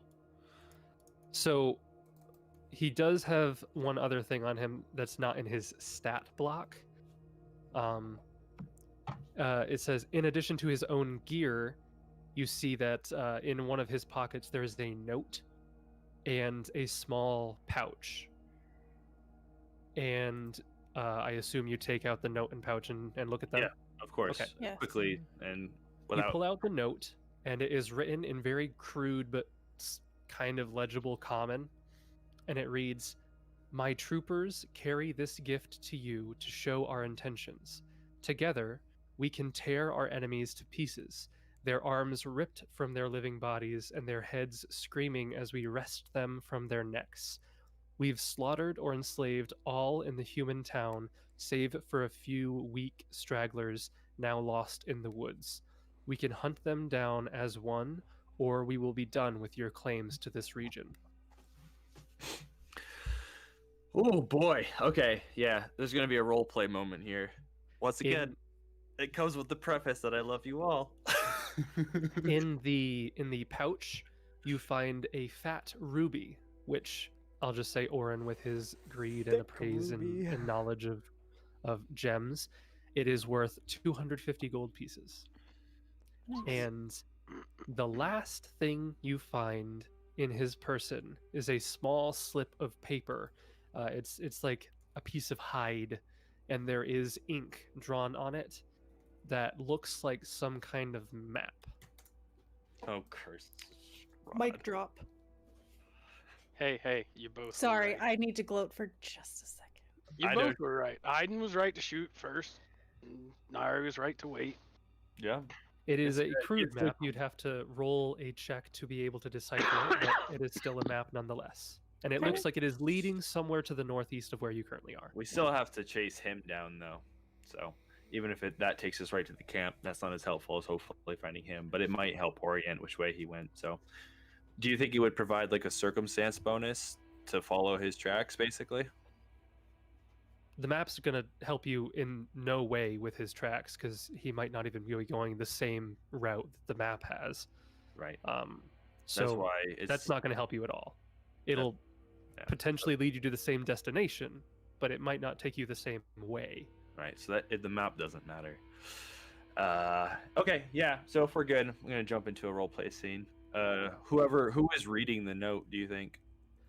Depends if you're the one who grabbed it. Maybe you read it. If somebody Yeah. else grabbed it, they can read it. I think I was reading it, but if somebody else wanted to say they were, he'll say, like with wary in his voice. Niari, I understand. I will not be reckless. But we still have to make haste. This right here is why I can't I can't think rationally. I can't allow the people here to fall victim the same way as the rest of Phaendar. So I have to go. I have to try to stop him. And if I can't stop him on his way back, then we'll follow that map. And we'll go to the camp. And we'll stop that.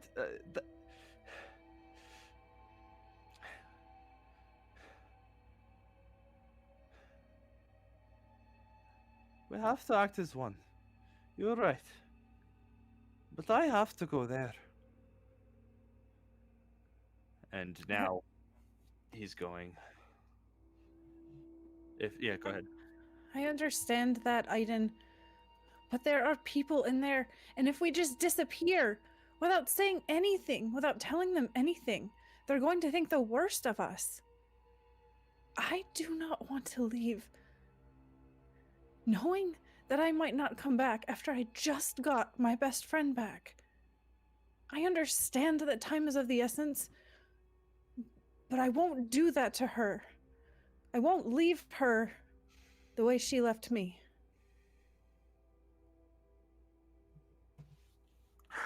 He's like rubbing his eyes.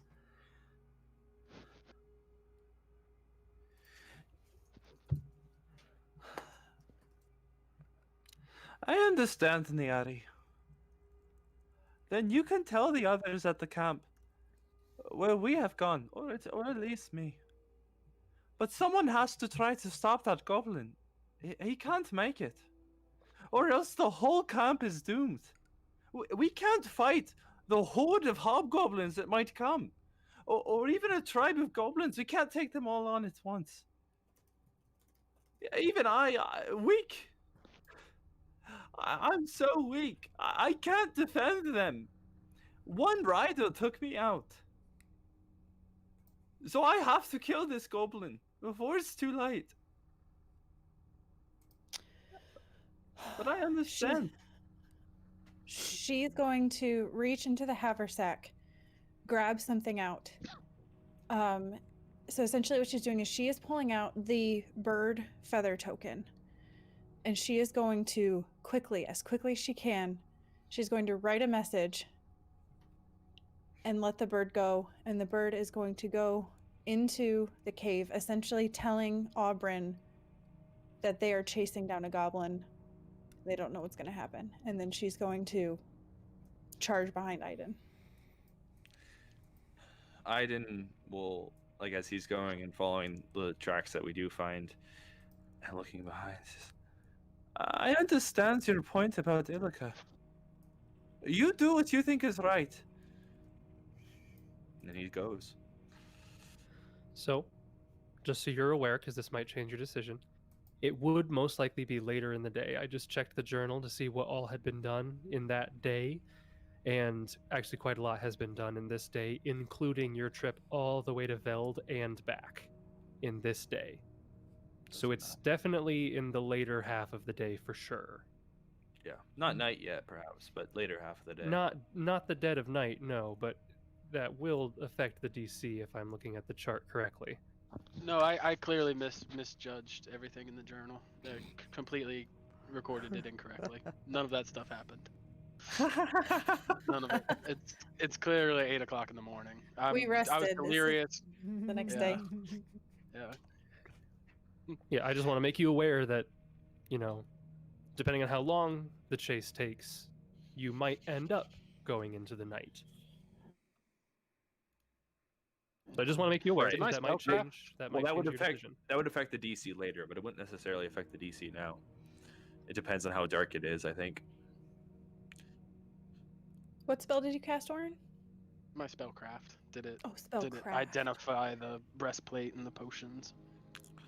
Because the only darkness that matters is poor visibility, overcast, moonless, moonlight, fog, or perception, and track party hides the trail ahead of us. But it did not do the last thing, I don't think, unless maybe it did. The problem is that Jason said before that the Fangwood is so overgrown that I think most of this is supposed to be like dim light anyway. We just don't really play it that way. Yeah, poor visibility doesn't tell you anything about the level of darkness. Like, if moonlight gives you a +3, then, yeah, it doesn't say the level of, like, darkness gives you this, dim light gives you this, normal light gives you this. Right. So, yeah, but I'm just saying that I would increase the DC because it is probably closer to evening at this point. I don't know if it's necessarily nighttime, but it's close. My only point is that it probably wouldn't change too much. Like, Aiden's still gonna do it. I mean, I think he feels like he could track him down if he had to. So whoever's with him, I'll take the aid. If not, I'll just roll on his own. Can we go back? It would have taken most of the day to get to Velden back. I'm looking at the hex map. It's late. Yeah. Okay, so I know Justin wants to know if his 20 spellcraft worked against the breastplate or the potions. Okay. And I rolled a 14, which I was going to aid, but... Okay. Mm-hmm. Yeah, so... Out of the way before we move the scene. I'm just going to look up the one item. I think you make it just fine. Oh, you actually... With the aid, you make it. So you identify these items as he has a +1 breastplate and a cloak of resistance +1. The potion was a potion of cure light wounds. Oh, okay. Aiden, we throwing hands over that +1 breastplate? I think one of you already has one, don't you? No, I think he has a masterwork and I have a just normal. Oh, okay. That sounds probably accurate. That is. Yep, I have a normal breastplate. And then, does everyone... So I already have a cloak of resistance. I think Theros has a cloak of resistance.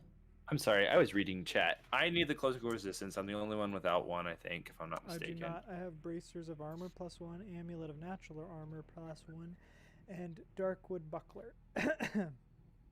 I believe Theros has a cloak of resistance. You have a cloak of resistance. Oh yeah, 100%. it's in my gear, but it's not on my AC. It's not on my AC items. Well, it doesn't go to your AC. It's a save. If you switch, I'm on your sheet right now. If you switch over and look at your fortitude save or any of your saves, there will probably be a miscellaneous bonus Sorry, yes. I was reading chat.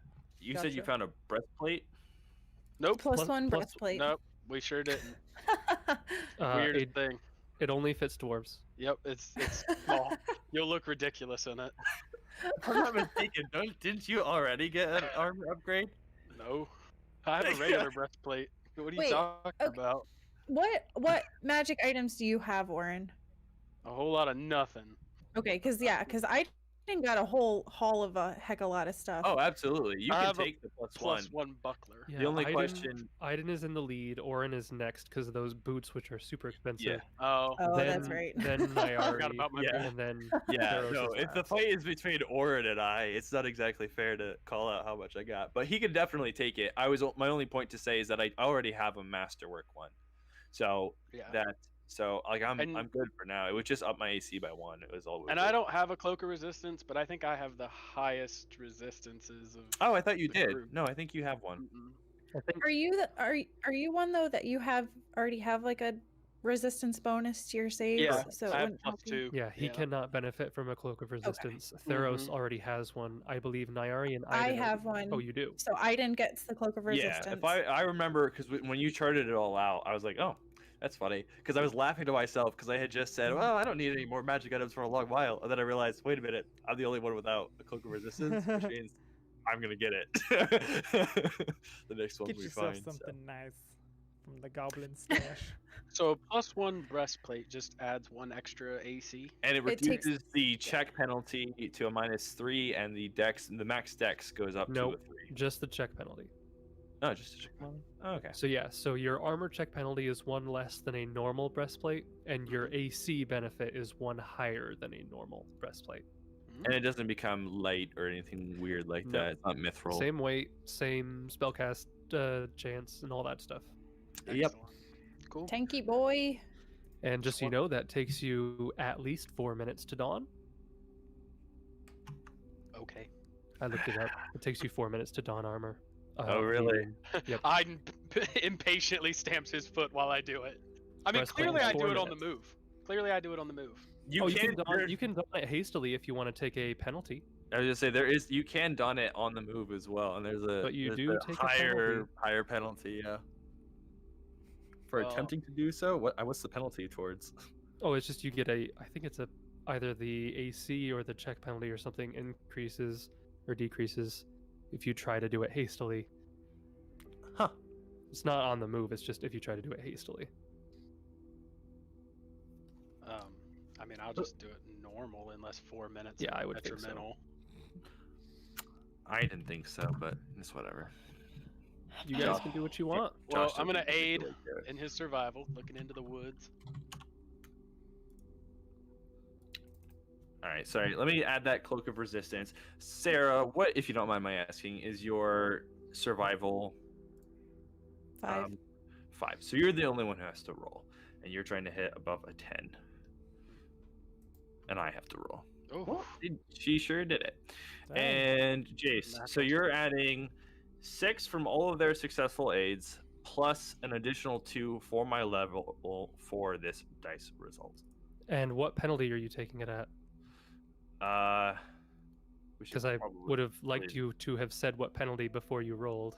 I think we were going for the -20. Like, we're trying to catch up, but now that time has passed, I don't think catching up is necessarily something we could do so easily. So I'll defer to the group. But I did also already click it. But yeah, whatever. Because a -20 will bring that to only a 13. 13? Yes. Yeah, well, let's just say, because my thought, and I didn't say this out loud, my thought was, we could try to rush it, and then if we lose the trail, then we can go back and follow it more easily, like more slowly and methodically, but we should at least try to catch up. That was my thought. So Yeah, a 13 is not sufficient if you're taking the -20. okay, so then we would have to do it again, and that time we'd be more methodical, and we can roll it again if you want, or Okay. Are you doing it again at the -20 or just at the -5 or at the at the normal? at the -5, which is what's Okay. that allow us to do? To move at regular speed. Basically, you're moving at regular speed rather than half, yeah. 13 didn't hit it. Interesting. To aid. Nope. That's to aid. I don't like this. I don't like going into the Fangwood at night. I don't think this is a good decision. Well, I mean, really, a mile. It's been like 10 minutes, right? I'm just gauging. Well, you didn't even get that far with a failed check. Right, we didn't even get that far. So we've maybe gone a few minutes. So, do you still say that though? Yeah. Okay. I mean, if it's heading into night, like it's just not smart. Although maybe Naira wouldn't say that because her intelligence is 8. She's not smart. Yeah, you would need to have a light source if you wanted to follow the tracks into the nighttime. We both have Ioun Storns. Yep, I'm just saying. Everybody would know where you are in the forest. So Yeah. you would know that if you were to travel at night, you'd either be traveling blind with Like Orin walking leading you, beacons. or you'd have light sources. Well, let's see. Because you would know that. Aiden would know this. Yeah. Well, let's see what pushing it one more check does, and see how far we follow it. At least maybe to gauge a sense, and we can keep a perception as we are listening up ahead. And if we hear commotion, we'll, hide the lights and try to at least get some kind of intel. Before you do another check, roll a knowledge local or survival check about the map to decipher it. I'll take a knowledge survival. Okay. Knowledge survival. That's not right. Oh. I'm gonna roll my own I rolled survival. 19 for knowledge local. I think the 3 24. others have it under control. Oh, there's survival, right? Yeah, you're good. Okay. So you are able to decipher a little bit about this map. I'm just going to reveal the location that it leads to, so you're aware of where that is. Oh, I have to zoom in real far to be able to figure out where the lines are on this hex map. I half expected you to say it was off of the map. It's so far north. It's 300 miles north. No, it is there. Oh. And is that token in the GM layer? No, it's in the token layer. No, No, it's that's on the token layer. Yep. Mhm. And on the map, which since somebody here reads Goblin, you would be able to decipher that it leads to that location, which is labeled as Camp Red Jaw. So yeah, that Sounds gives easy. you a rough gauge of how far you have to go to get there. Right.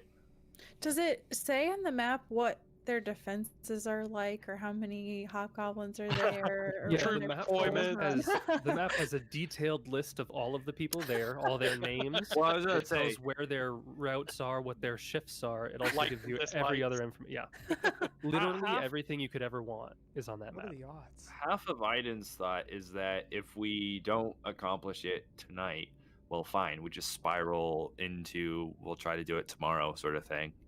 At least maybe we can get a look of what the camp is like now. How many are there, because obviously we can't determine that from a map. But if we get a look at it, who knows how far it is and how much movement we have for the day or night, however you want to think about it. If we're But yeah. talking about hex movement, you technically have no hex movement because of how long it would have taken you to get to Veld and back all the way over here. Where's that? Over here, I counted. It's even if you have 20 hexes of movement, that's everything, and then technically a little bit more because I hand waved the travel distance. But You Right. have no choice but to wait until tomorrow. you can go through the night. You just go through the night. I'm thinking about You just have to Okay. roll to not be fatigued in the next morning. I'm thinking about pushing it an hour or two and just getting a sense of how far he might have gotten in. Can I say, Jason, that I didn't do that bird token thing then? Because I would only do that if we were. Yeah, that's fine. At this point, Nayari's not going. No, She's yeah, that's saying. fine. She's not going to push it. You're so contrary. She's Someone's got to be. playing realistically to her character. That makes sense to me. That makes sense to me. And I think the problem is that Aiden is just gonna go. That's why I'm yikes or doodles about it, because it's a classic don't split the party kind of situation. But I can't see him making a different choice. True freedom means running off into the Thingwood by yourself.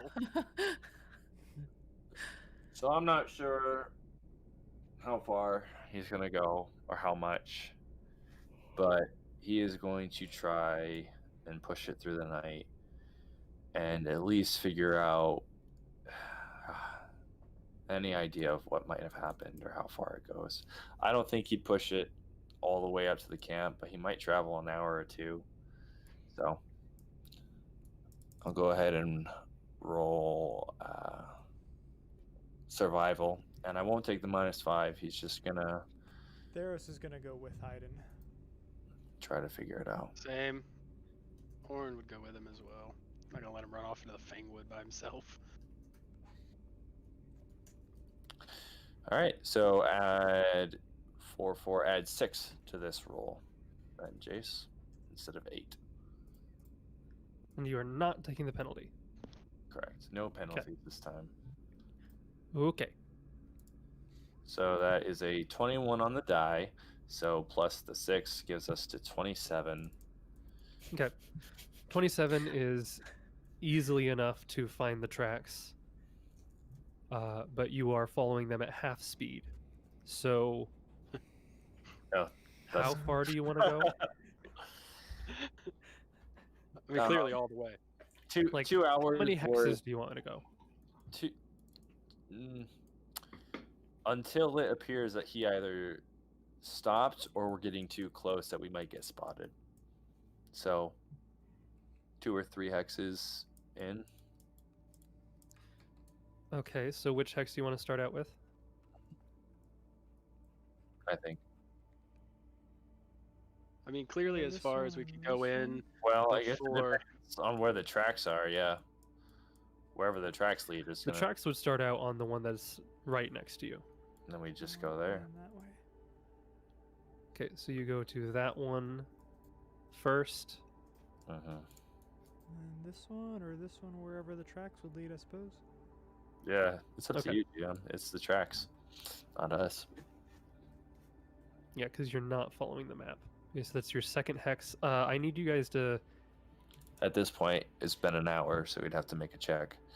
Yeah, I need you guys to make another check to continue following and a check to avoid fatigue, because you are now moving into the night, What do I roll and for you will be fatigue? needing a light source from this point on. Is that a fortitude save? Fortitude save, yes. Fortitude. Ooh. Oh. I have Okay. the endurance feat as well, Jace, for Okay. Force March. As you guys are continuing, Theros was one of the ones that traveled with you guys all the way to Veld, I believe. So, Aiden and Theros have been on the move all day long. Orin, I think, stayed Oh, behind that's at right. the forge. Yeah, so, yeah. Yeah. So, Orin is more or less okay to go, but Theros is becoming rather fatigued. And Aiden, the only reason you're not fatigued is because you've got the endurance of the ranger and whatnot, so you're fine pretty much.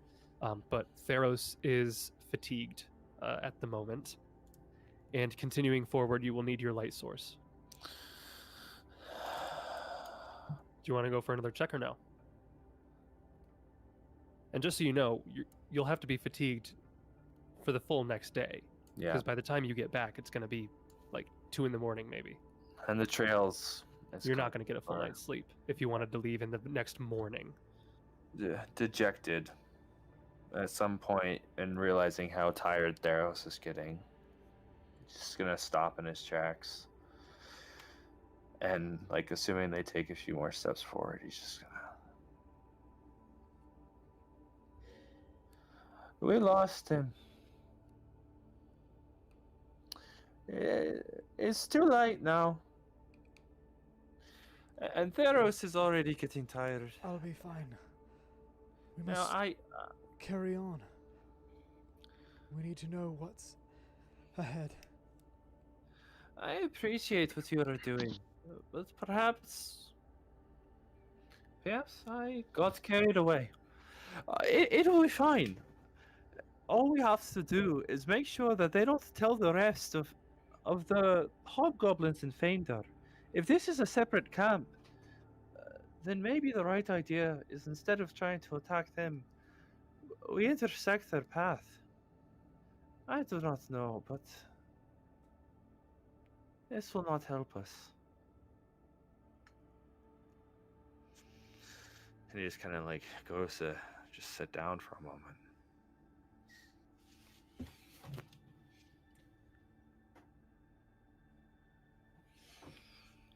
So are you going to camp out there, or are you heading back? No, he's gonna head back. Okay. Alright. Yep. So we head back. So you get back, and by that time it's early next morning already. No, is it really? Yeah, like I said, if you guys are going past the normal hex movement and having to roll for fatigue, that means you're already into the evening. You know, you roll So- fatigue by the hour, though, is the thing. Yeah, I know, but I'm hand waving that because it takes you a while to get through each of these hexes. Because you're moving at half speed through the hexes while tracking. So it would have taken you multiple hours to get even that far. Okay. Gotcha. If you only wanted 1 hour, you'd get half a hex through technically because you're only moving at half speed. So 2 hours, 3 hours, 4 hours in. I wouldn't have gone 4 hours. I would have only gone 2 hours. Okay, we can move you back 1 hex, but regardless, you'd still be fatigued the next day because you went past the normal time. Like I said, it would took you technically more than 20 movement just to make it back to Veld, Right. to Veld's and back. So going Well, forward I'll at be all, fatigued. like They're I fine. said, Right. Yeah, I no. was, yeah. It just yeah, I know. affects Yeah. my strength and dexterity, which aren't like that Correct. crazy for me Right. anyway. But we go 1 hex instead. Like I would have only gone 2 hours, but it's 2 hours before you realize that you're just taking efforts in futility, you know? Yeah, going at the speed you're going, you realize there's no chance you're going to catch him. Right, exactly. I think that he realizes that for sure.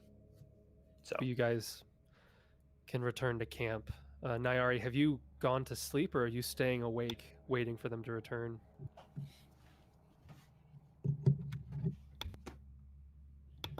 Sorry, I clicked the button 3 times and it didn't unmute. So it's 4 hours after nightfall. What time of year is it? Is night falling at 6 or at 8? It is late winter. Late winter. So the sun sets even earlier. So it's been dark for a long time. That's Wait, why I was late- saying you'd need wait. light. Late winter or early winter? Late winter is brighter. I lied. Well, Because I mean, I don't know if Galarian does daylight savings time or anything like that. They do. The Galarian Clear your- universe no. borrows all of Earth's planetary features. It's how we have a geographical map. Well, of I Earth. mean, daylight savings isn't Earth's. Yeah, just it's not American. even Right, a, yeah, but it's not they even a share- worldwide system. Correct, but fundamentally they Proud share to the. be an American. My point is that they share our calendar and our sun for the purposes of date configurations. It is not that hard to think. We already did it Proud earlier to with be Bell in and your Luke. muffin, where at least I know I'm free. That's Aiden's theme song. And I won't forget Elwood who died, gave that right for me. It hurts so much Oh my because Josh as an individual isn't even like I'm not that patriotic at not even in the like inkling of patriotism. It's all right. We get it. You're a Normathus nationalist. We get it. It's fine. It is. Totally fine. Well, to You be have fair, the flag tattooed on your back. It's fine. Yeah. Yeah. The pine Make cone Normathus flag. great again. so my only point is though, let's say we 4 hours after nightfall. Night falls around between 6 and 8, depending what time of year it is. So it is coming on between 10 and 2, respectively. So I don't know. That I was just helping the RA try to figure out if she would still be up or not. She probably would have done the first watch and then she would have switched out with somebody. And So Nice. then, do you think we're making it back around midnight or later, like 2 in the morning, or even You would- later? You would probably make it back near the tail end of her watch. Like the last, I don't know, 10 minutes, 30 minutes of her watch, you'd probably make it back. He walks in and it screams and wakes everyone up. The mushrooms. Yeah, that is definitely a problem. can we like kill that mushroom? I said, what a double-edged You sword. can totally remove it if you want. Put it down by the Darklands entrance? Oh, I don't know if you can relocate it because you'd have to. Oh. Sure you can. Just make a gardening check. Profession gardener. I'm sure Nyari has ranks in that. I invested ranks. Okay, so do you have any role play anyone wants to do with Niari? Or do Niari want to role play? She screams at us as we return. I told you! No, no. Yeah. She's Ah, she's gonna be smug about it. no, she's not smug. She'll just Kidding. finish her watch and go to sleep. Aiden passes by without words. She punches him in the face. I was gonna say, I imagine she's just sitting there, like, sipping tea, like, looking at us like, Did you find the goblin? did you find anything interesting? How did your searching go? What does Yeah. the camp I look see. like?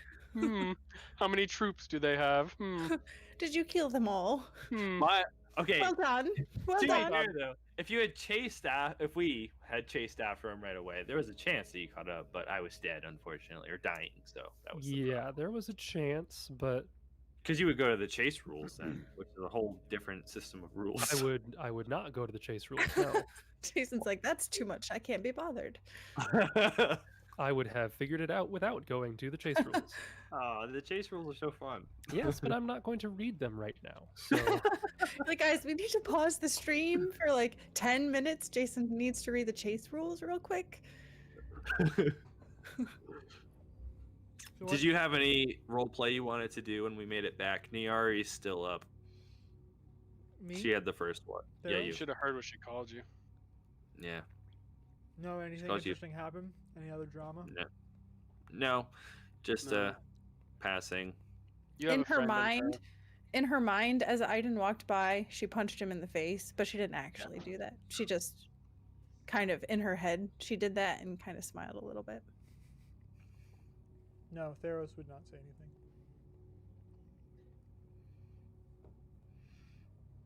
And then Okay. she'll get the next person, whoever they're cycling watches with. She'll Yep. just you would probably get Tydell.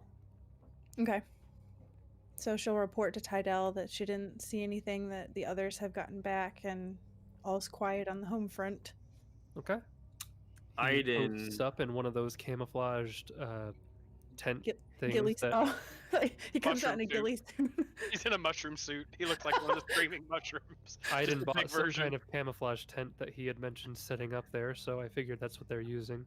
Yeah, there's a camouflage tent that allows them to be up in a tree and out of sight, but still kind of watching over the caves. So I just gonna have one of those cliche scenes as Aiden's going to bed, where it like flashes back to moments. He's kind of stuck in the past and stuck. He keeps remembering, times that he's gone down first among the group of the four and gone down very quickly. And, it starts kind of like first with this, and then it goes to the shrine, and then it goes to these stinking caves when he was the first to go down, and he's just remembering every time that he fell first and fell short, and it kind of just keeps reeling back until he has, a moment where he remembers even further back and times where he would continue to not be able to do anything. And it keeps him up probably for another hour or two before he finally goes to bed. And like I said, I'm not going to act it all out, but it's like one of those nightmare scenes where a character like keeps waking up and being like an insomniac and just can't shake it. Do you think that it at all occurs to him that in a lot of these situations where he's gone down, he was the one who fired first? Mm. Like, I believe you shot the guy on the mound before Yep. anybody else had got to him. Yep. And you shot this guy before he got to you. So does he make that connection, do you think? Or is that not really something that would come to his mind? I don't think it's quite there yet. I mean, literary. In the literary, thank you. It's obviously a motif that exists, but for him, I don't think there is a cognitive like connection to that, and I don't think because his chief regret is not acting soon enough with his mother. If you, Yes. So that So is there. he's too focused on the idea of going down, not necessarily on why he went down. Correct. Or perhaps what led to him going down. And you know what? Why not? I didn't prep anything, so sorry, audience. But I'll go ahead and describe one of the scenes. So he keeps flashing back, and we pretty much have seen all of them. But if you haven't read my backstory, players, then you'll see he is remembering when his mother, last we left them, him and his sister and himself were traveling from Tamrin, conceivably en route to Phaendar. And along that bandit-infested route, they do come across this kind of highwayman holdup of the caravan that they're traveling with. And, you know, one of them approaches, and it kind of is fuzzy details in his brain, and it kind of cuts in and out, so you wouldn't get everything. But there's a moment that sticks with him when everything had turned to violence, and you just see a kid cowering in fear and not able to spur himself to action at all. And this owl bear has run amok and is just slaughtering people just left and right. And when he's finally able to spur himself to action, the kid runs with a little dagger that he finds, and, you know, is able to find purchase in the owl bear. But by the time he does anything, he looks around him and it's too late, you know. And that feeling sticks with him more than anything. And that's why he always strikes first. For context, it's because of his hesitance in the past that was his downfall. So he can't shake it. Okay. So throughout the night, he kind of flashes back to that scene. And unless there's anything else, we can skip ahead to the next morning. Nothing for me. Jason, do I have access to Torog's obedience yet? Or no? You took the deific obedience feat, right? Sure. That's a no. Or does the Paragon make you count as having it? That's possible. Sure. Whoops. That's not what I meant to do. Yes. I'll look it up, Jace, if you want to. She gains the deific obedient as the bonus feat. Yes.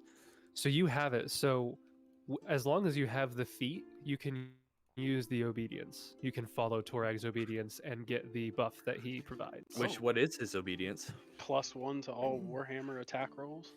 Yeah, but what's the ritual? Oh, I have to slap an anvil for 10 minutes. Oh, An Or animal? an anvil.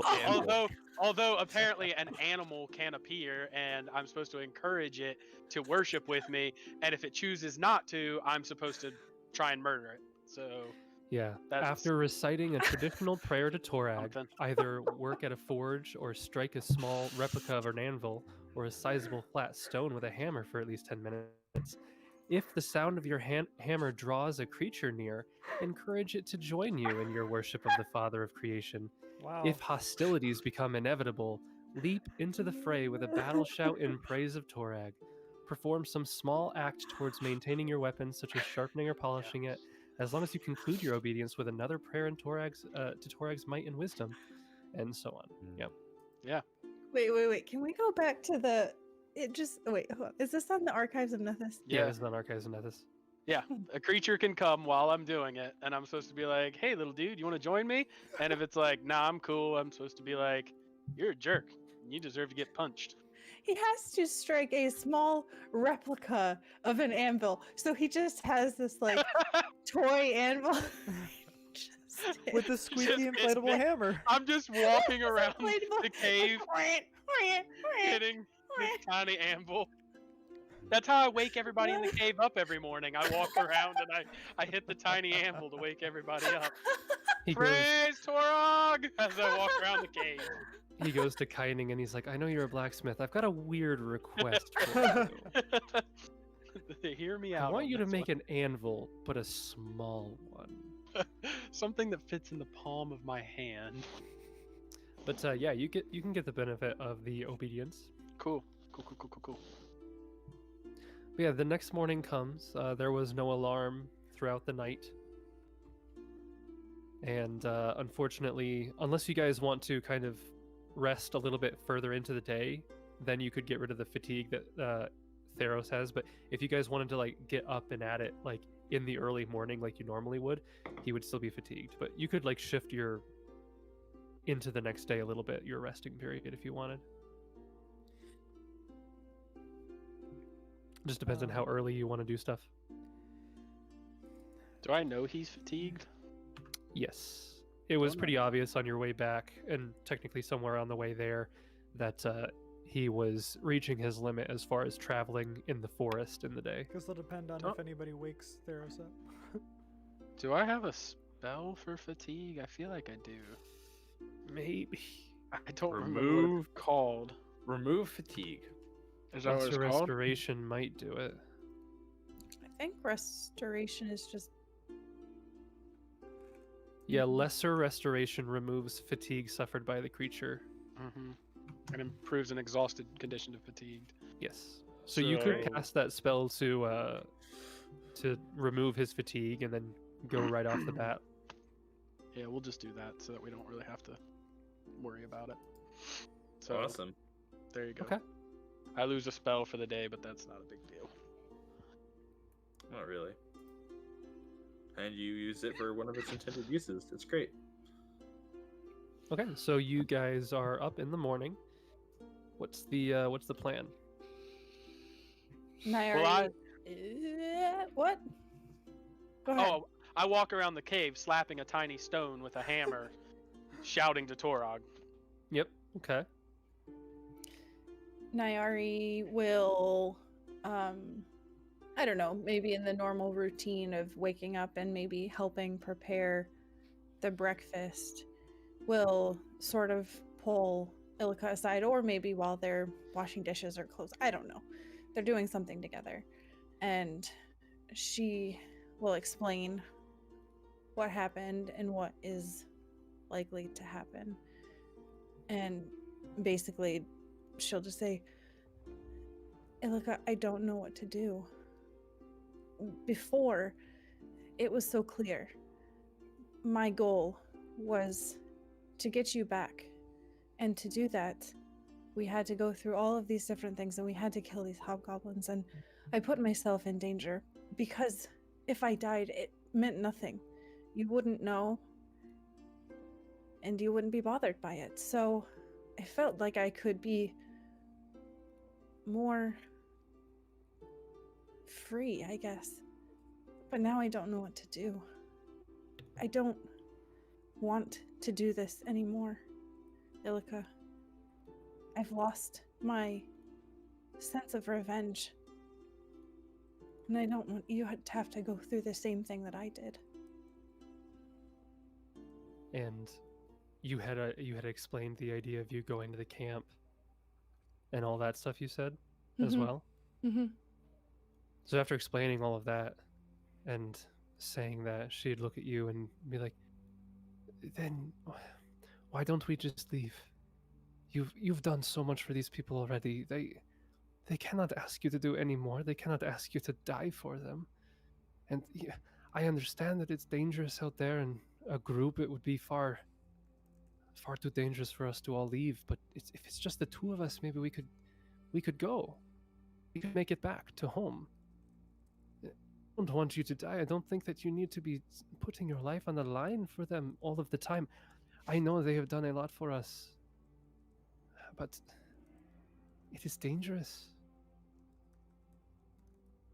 And you can see in her eyes, she's very clearly, she doesn't want to lose you just as much as you don't want to lose her, or don't want her to lose you as well. There's a mutual sense of fear for her, because again, the death of Severin is very recent in her mind, because she had her memories are kind of foggy. The last memory she has is right before his death. And there was that whole scene of shock when she was starting to remember that. And so that's fresh in her mind, and she's terrified at the prospect of you going out and not coming back. We can't just leave, Ilika. How far would we get? It was different when we had Severin. He was so good. He was so good at fighting and protecting us. I don't know if I can protect you on my own. Then just stay here. We can stay here in this camp. It's safer here. It's more defensible. You don't have to go out. Somebody else can go out. Who else is going to do it? I don't know. There's plenty of people here. They've lived here their whole lives. They will find someone. It will be fine. But if they went out and they died, I would never forgive myself for that. You're not responsible for all of them, Nayari. You can't put all of their lives on your shoulders. If they die, it is not your fault. I don't know. I don't know what to do. I'm so conflicted. I don't know what to do. But I feel like I cannot just let them go on their own. Because without them, Ilika, I would not have you back. There was no way that I could do that on my own. And I didn't just use them to get you back. They are my friends now. And I think in time they could be your friends too. But if they leave and if they die, I don't know if I can live with that again. So forgive me if I choose to go. I have not yet decided, but please don't be angry with me. Nayari, I will be on your side no matter what you choose. But I hope that you will not put yourself in too much danger. I will tell you this, Ilika, that if I go, I will do everything in my power to come back. I have been reckless in the past, but times are different now. And I have a reason to live now. I didn't really before, but I have one now. And I will do whatever I can to get us out of here and to get us somewhere safe, even if that means going back home. I don't want to do that. I don't want to see my father again, but if that means that we're safe, I don't know, maybe that's what we need to do.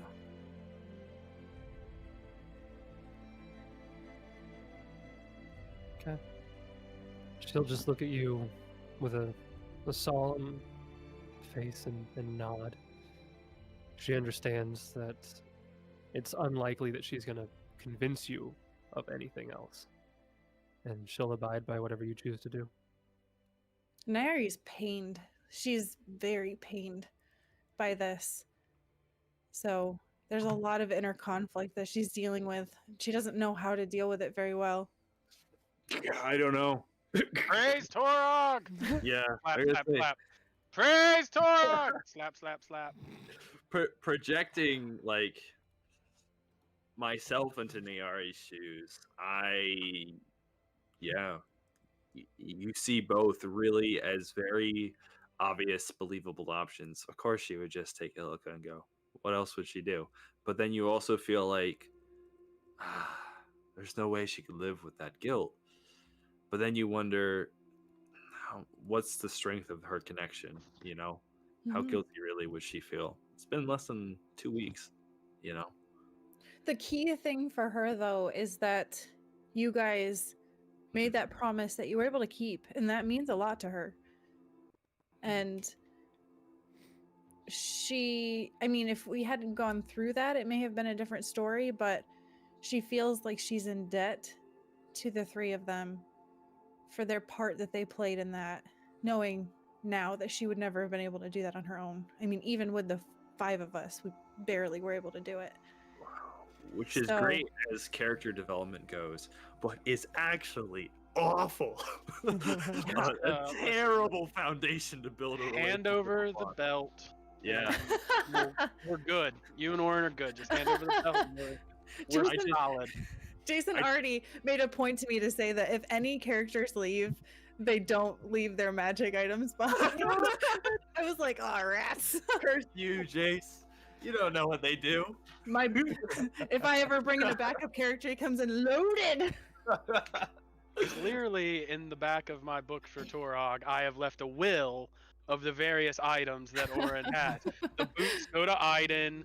You know, well, I guess everything would go to Iden, but Oh, still. thanks, buddy. Yeah, depending on the circumstances of Oren's death, that might change things. But if Oren just up and left, I'm not going to be like, okay, he leaves all of his magic items behind. I and travels on clearly his own." stripped down naked and walked Stark into the naked. Darklands. Into the Darklands. No, but they might offer, like, you know, this medallion has kept me safe. May it continue to protect you, you know.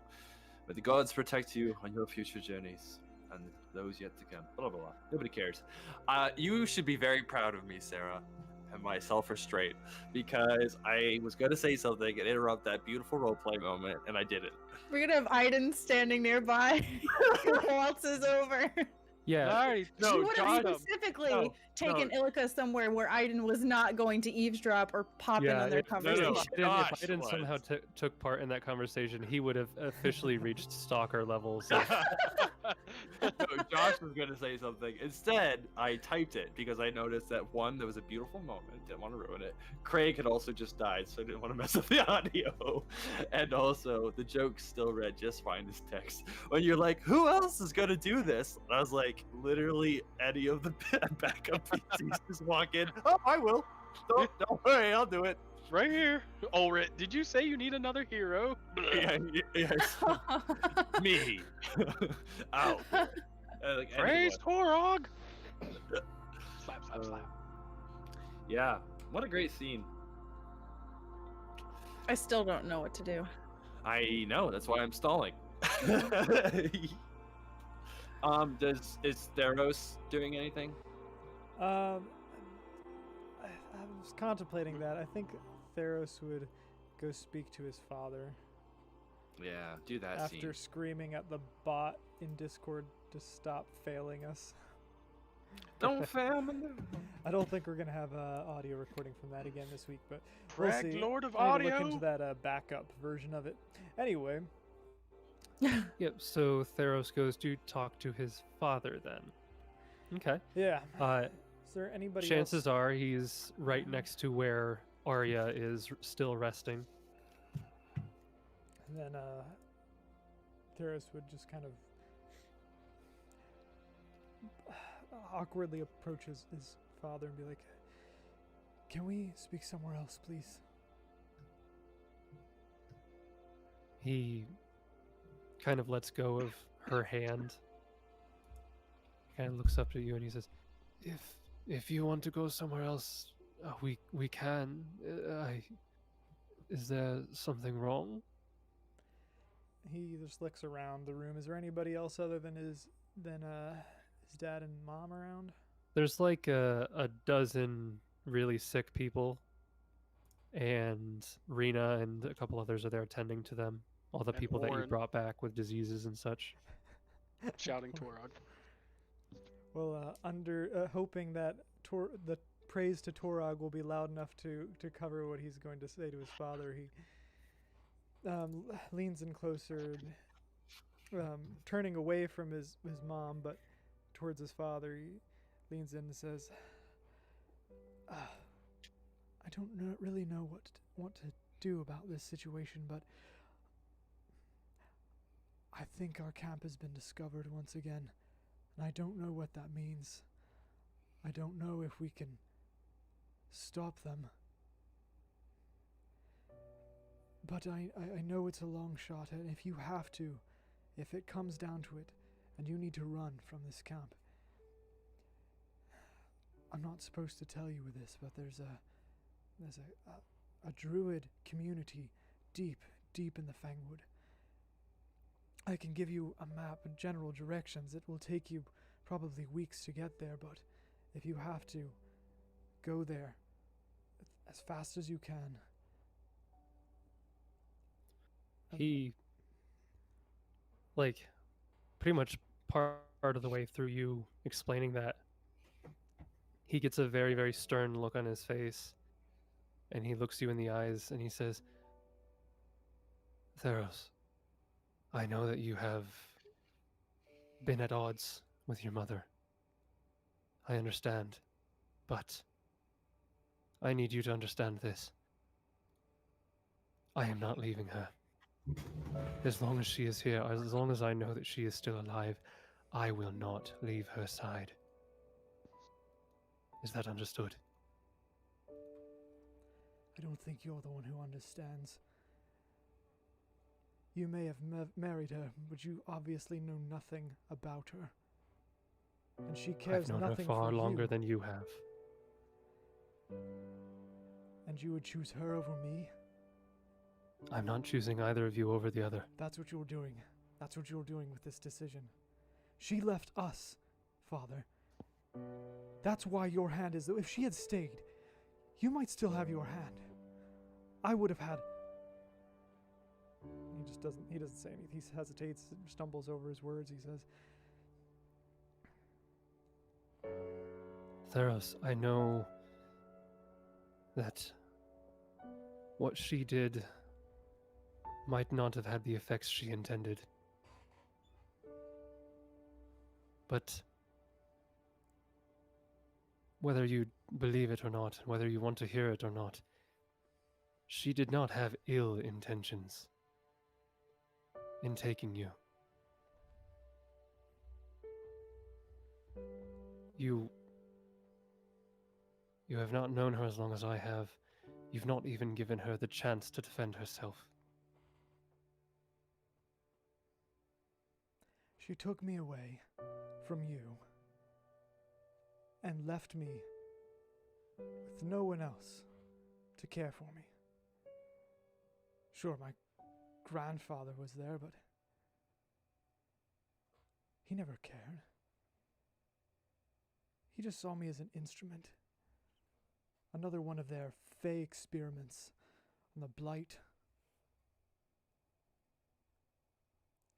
I don't want to understand how her mind works. She thirsts for blood and cares nothing for her family and left you and me behind. And that's how it is.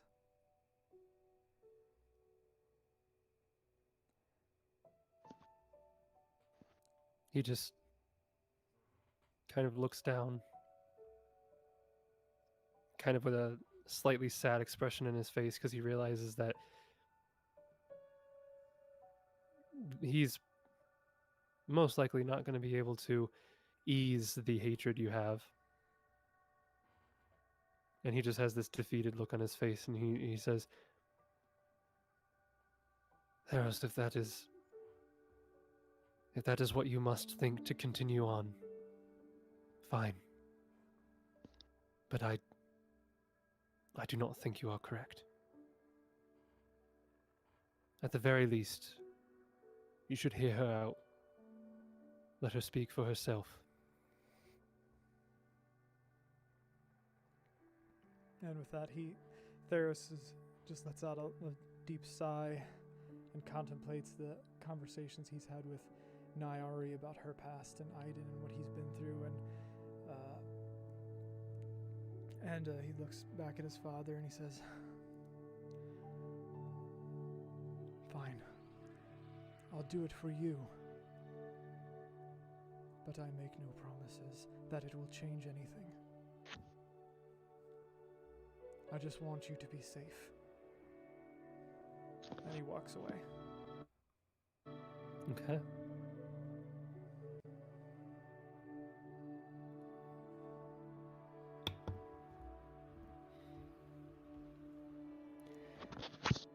Anything else?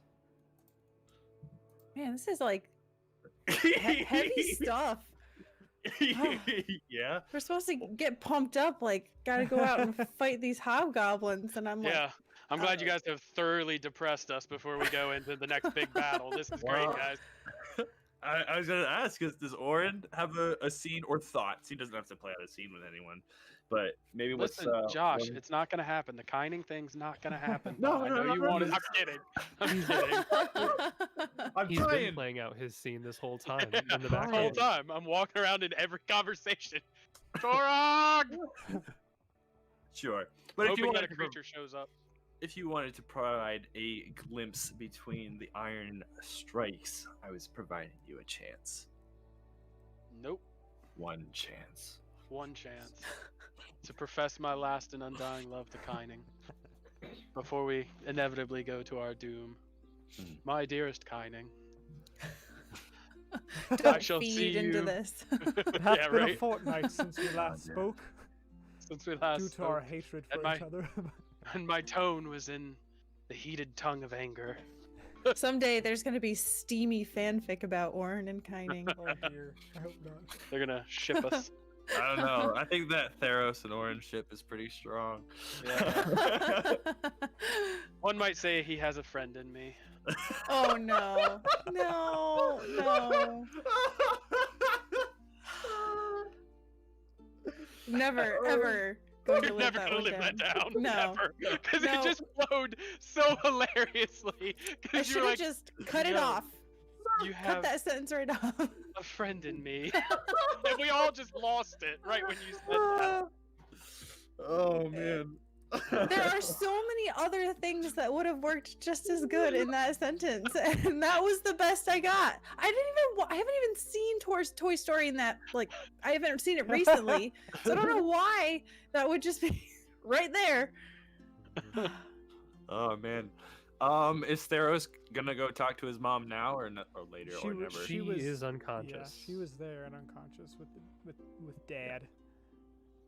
He's basically old- just telling him that Jeez. eventually.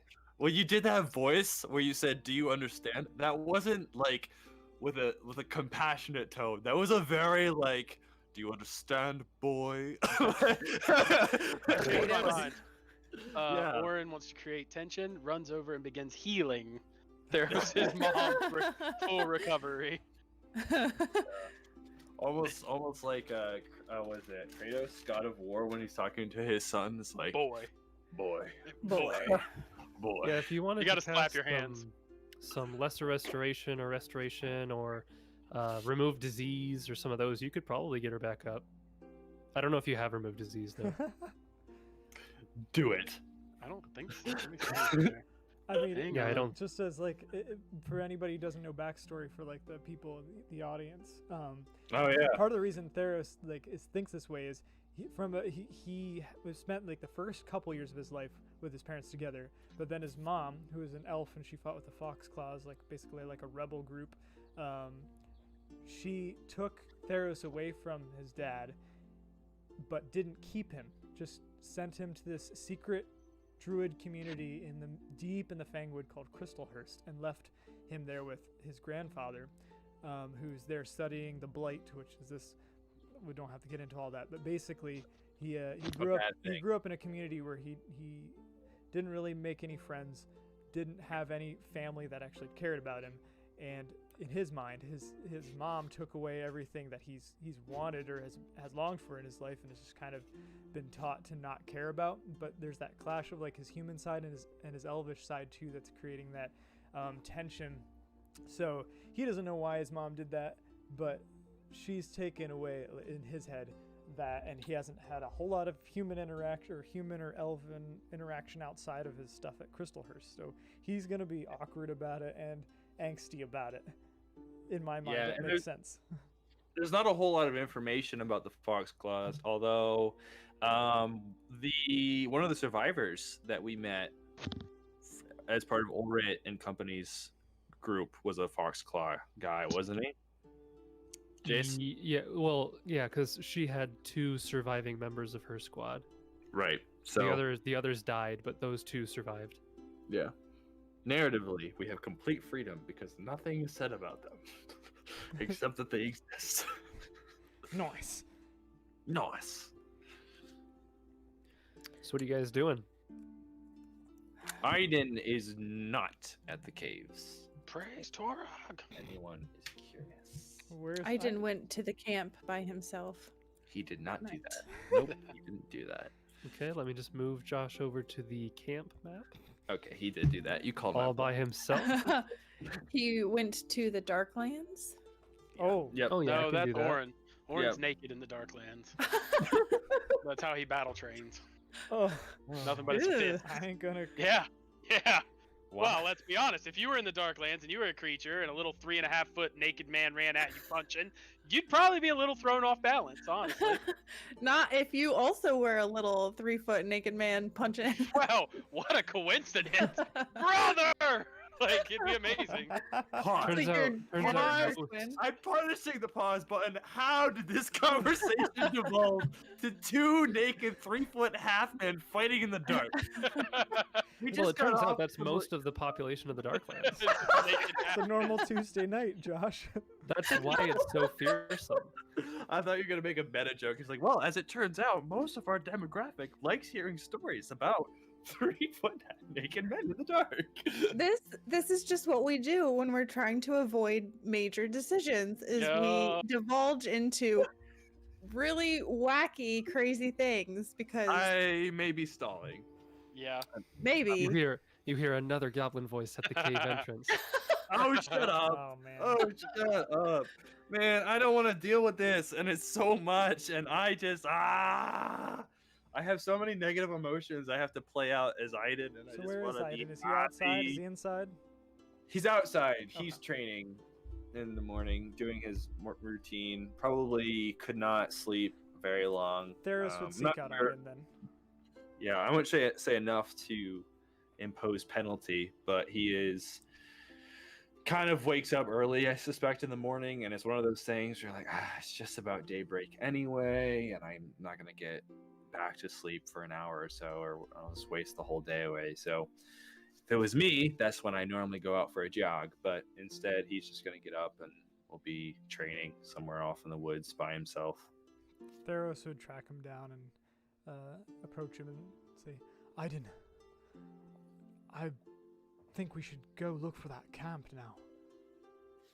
I know that's weighed heavily on your mind as well. He doesn't respond, and he's probably doing the same thing he was doing earlier, trying to like switch between weapons as quickly as possible and just like sheathing and unsheathing and quickly trying to get better at that. Nyari will exit the cave and you hear the Sorry. yeah, you're better at it than I am. I'm more willing to embarrass myself. There's a difference. And you see her and she has her cloak on, she's got her backpack, she's got the haversack, her battle axes on her back, and she'll look at you two and say, if we're going to do this, we need to do it now before I change my mind. He stops.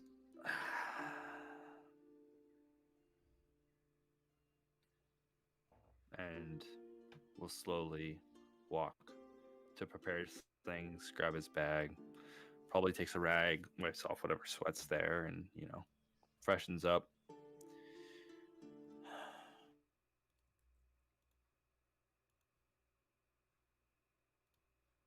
And just walks to the cave to grab Orin. Okay. So you find Orin as he is finishing his obedience, thoroughly waking up everybody in the caves. Torag! Like one last bellow. Worse than a cocoon. Do you actually have to say Torag, or you just have to sing his praises? It's a prayer. Prayer. I haven't thought up any Torag prayers. I'll come up with one. You can also, there are some that are technically fan written, but are pretty close to canonical prayers of Torag that you can look up. I can't remember the name of the blog that does it, but he does a really good job of like giving religious dogma for each of the gods, and not just, you know, general clergy dealings with the churches, but like, here's a passage of scripture, or here's what these clerics tend to do. Here's a common saying of Pharasman worshippers, like that kind of thing. So I'll send you a link later. Some cool stuff. Thank Might you. be some good inspiration. Okay, so you all gather around the outside of the cave entrance. Mm-hmm. And travel northwest. God Bless bless you. Bless you, GM. He sneezed, in case anybody listening to the podcast was wondering. You guys must have heard that through Sarah's mic, really? because I just muted myself. I'm not gonna lie, I didn't realize it was Jason. I totally thought it was one of Andrew's roommates. They actually aren't a in the power house at the sneeze. moment. Oh, good for them. Oh, Okay. be gone, roommates! Because roommates. So- You're interrupting the stream. Don't you know Red Meat's recording? Can you shut up? Sorry. So are you going to be following the tracks of the goblin from the night before, or just going through the map? Both. Following the tracks, and if they devolve, like if they diverge, then we'll follow them for a bit. But They kind of- diverge pretty quickly because he was just kind of darting off into the deep forest before he would have started going in the right direction.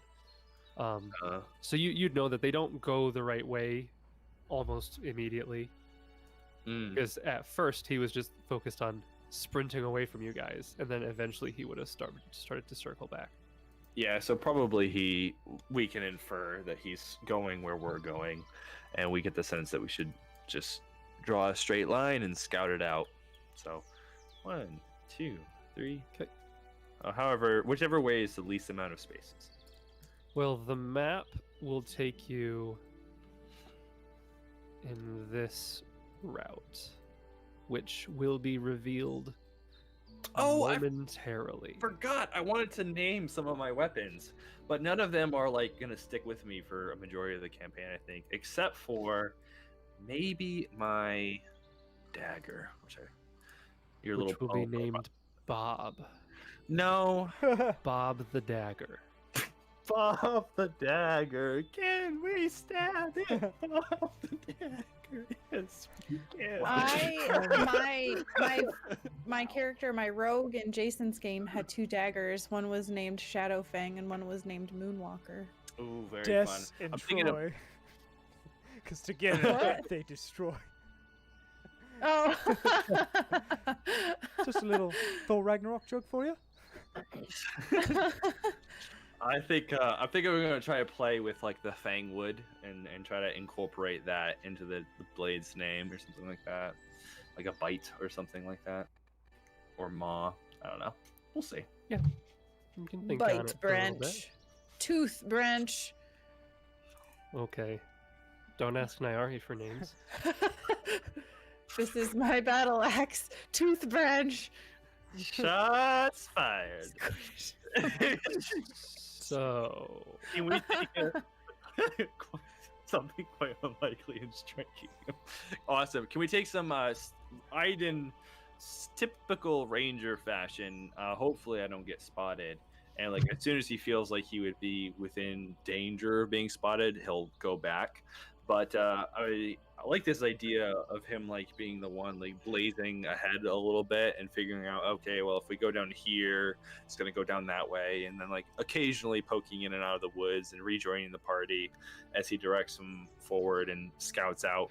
But Biden's popping out of bushes this way, and then pops down in the bush and scampers off. yeah, that kind of thing though, you know, where how they often run ahead and try to like, if they get spotted, they can leave easily and at least warn the party about what they see, if not seeing something before it becomes a problem. So trying to get some advanced intel of any patrols or any scenes along the way. But as soon as he finds note of the camp, he would double back and just rejoin the group. So I don't know if you want to play anything through there. sure. So I would say, as you guys are following this map, once you start getting to like within, like maybe 2 or 3 miles of the camp, like within a hex or 2, you would start to see tracks, not necessarily tracks leading to the camp or whatnot, but going in different directions. Looks like groups of people, maybe a patrol, would have come through here at some point within the past couple days or so. And since there were multiple of them, it was easier to notice. Stuff like that. You see that there is a presence in the area, but you don't see the camp yet unless you continue going.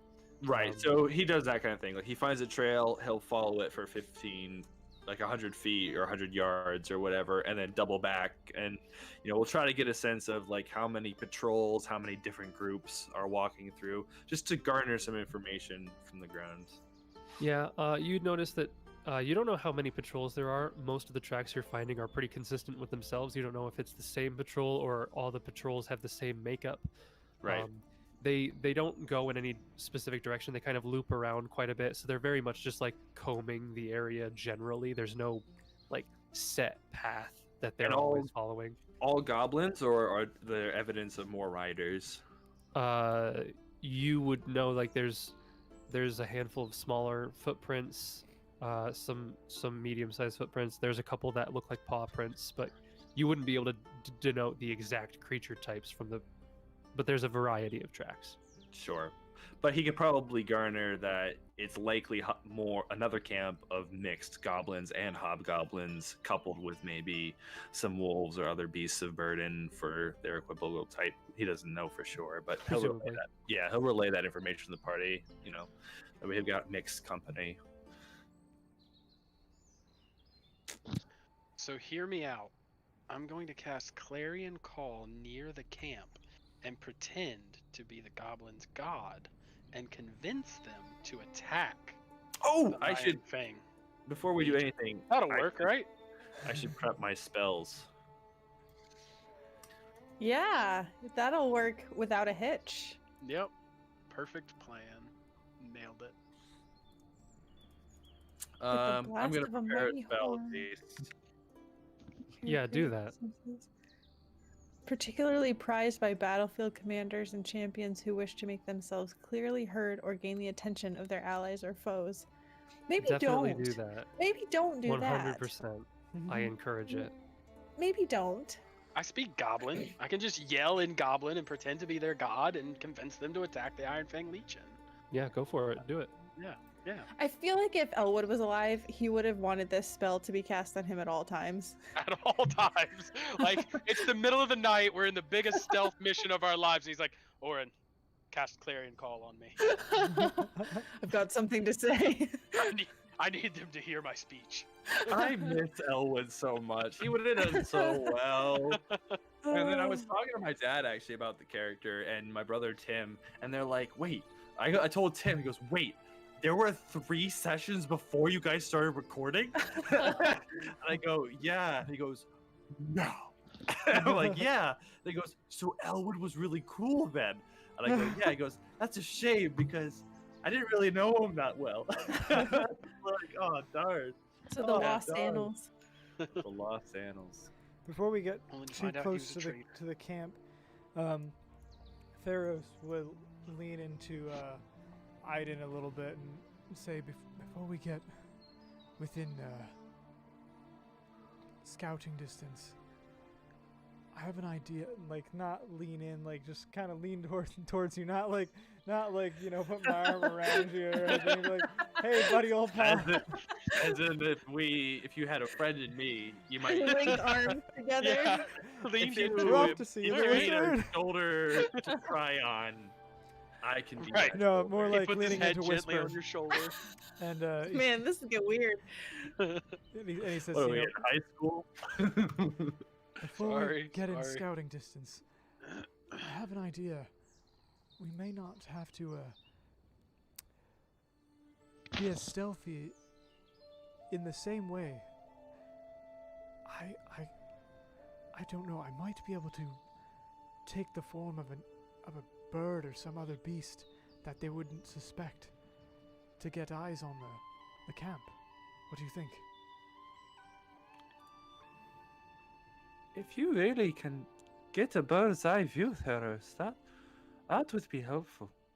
I've seen you turn into animals before, and I've heard of druids doing that, but I did not know you could be a bird. That is great.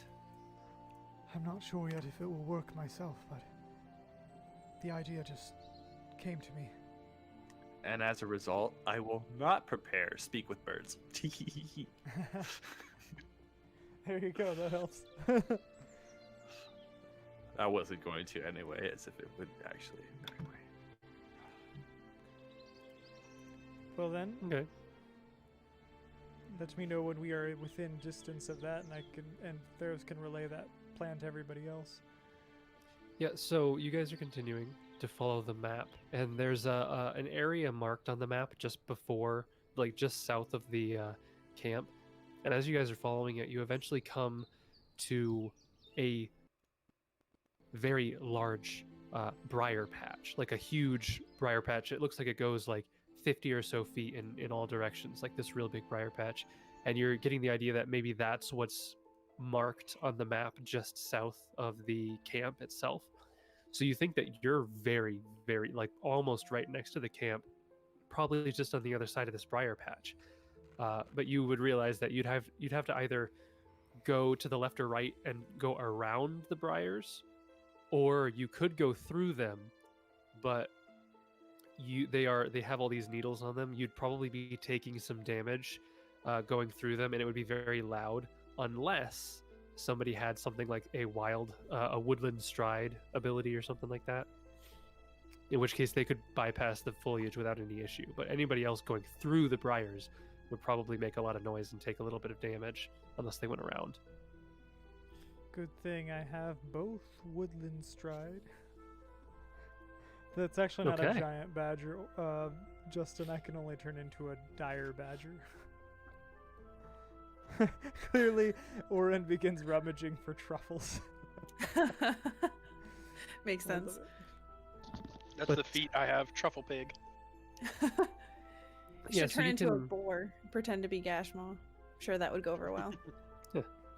So you can either go straight through the briar patch there, or you can wild shape and go around, turn into some kind of animal that can navigate through the trees or something like that. up to Theros you. will relay that idea to the group and kind of gauge their opinions. What do you all think? Are you sure that's safe? Probably safer than us trying to sneak up on them. Aye. Well, I will defer to you. I don't know if that's something that would be easily spotted. I'm just beginning to understand magic myself, and I don't know what their capabilities are. If they have the ability to tell that you're not actually an animal. But if that's a low chance, then it's probably the best idea that we have. I don't like the idea of going in blind.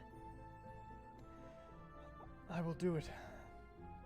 I will require some silence for a moment. I've never tried shifting into this before. Give me a moment. And he says that looking at Oren, making sure his anvil isn't out anymore. Torog! With clarion call, I scream Torog. You hear numerous voices saying, "What was that?" No, they go back. They say Torog. Yeah, right. They say Torog. It's like Marco Polo. Torog. I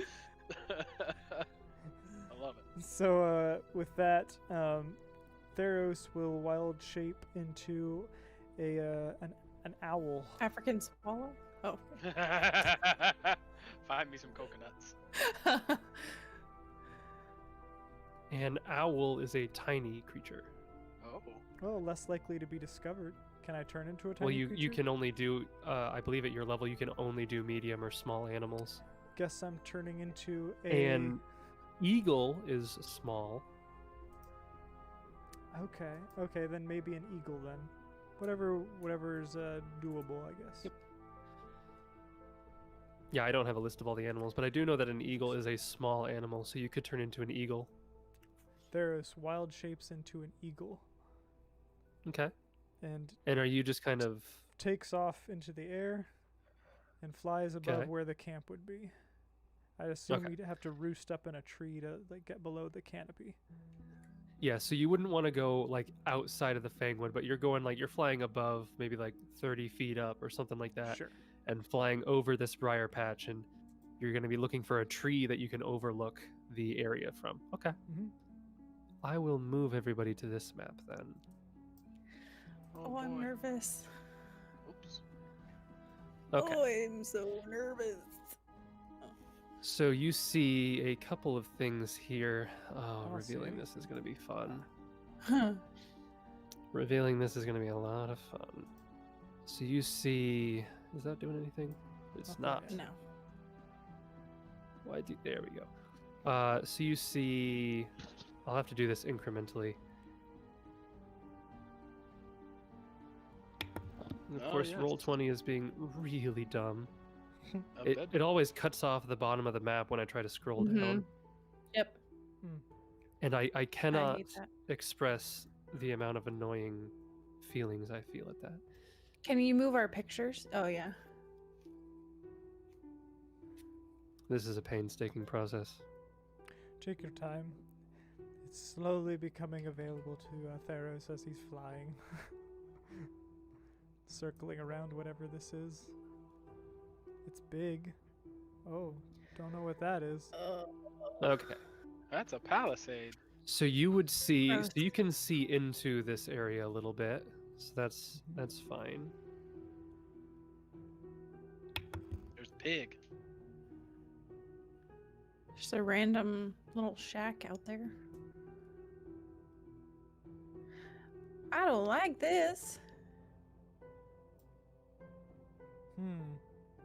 I'll reveal all that. That's All fine. right. According to our tactics, one of our team members needs to stand right here until they get downed or basically downed. Okay. Then someone needs to do an acrobatic move or provoke from 3 people in order to get further in. All right. So let's go ahead and divvy that up, guys. Who's gonna do that? Looking at you, Nyari.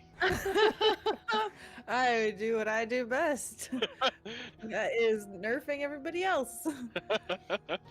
No. What I need to do though is I need to charge in there It's a tent of and then realize that there's a million people in there and then try to get all the way back. Yes. Yes. No, I'll just Yes. reveal all that area. Okay. And what the heck? I'll just reveal that too, since it's just a... Oh no! The top of a tent. Dude. Okay. So you're on a tree, probably somewhere near the canopy over at the bottom left here. And you're on a branch, you're overlooking, and there's this bit of a clearing here. And what you see is the ground kind of gives way into a ravine. And it looks like it goes down maybe 50 or so feet. So it is a Wow. very deep ravine on the western edge.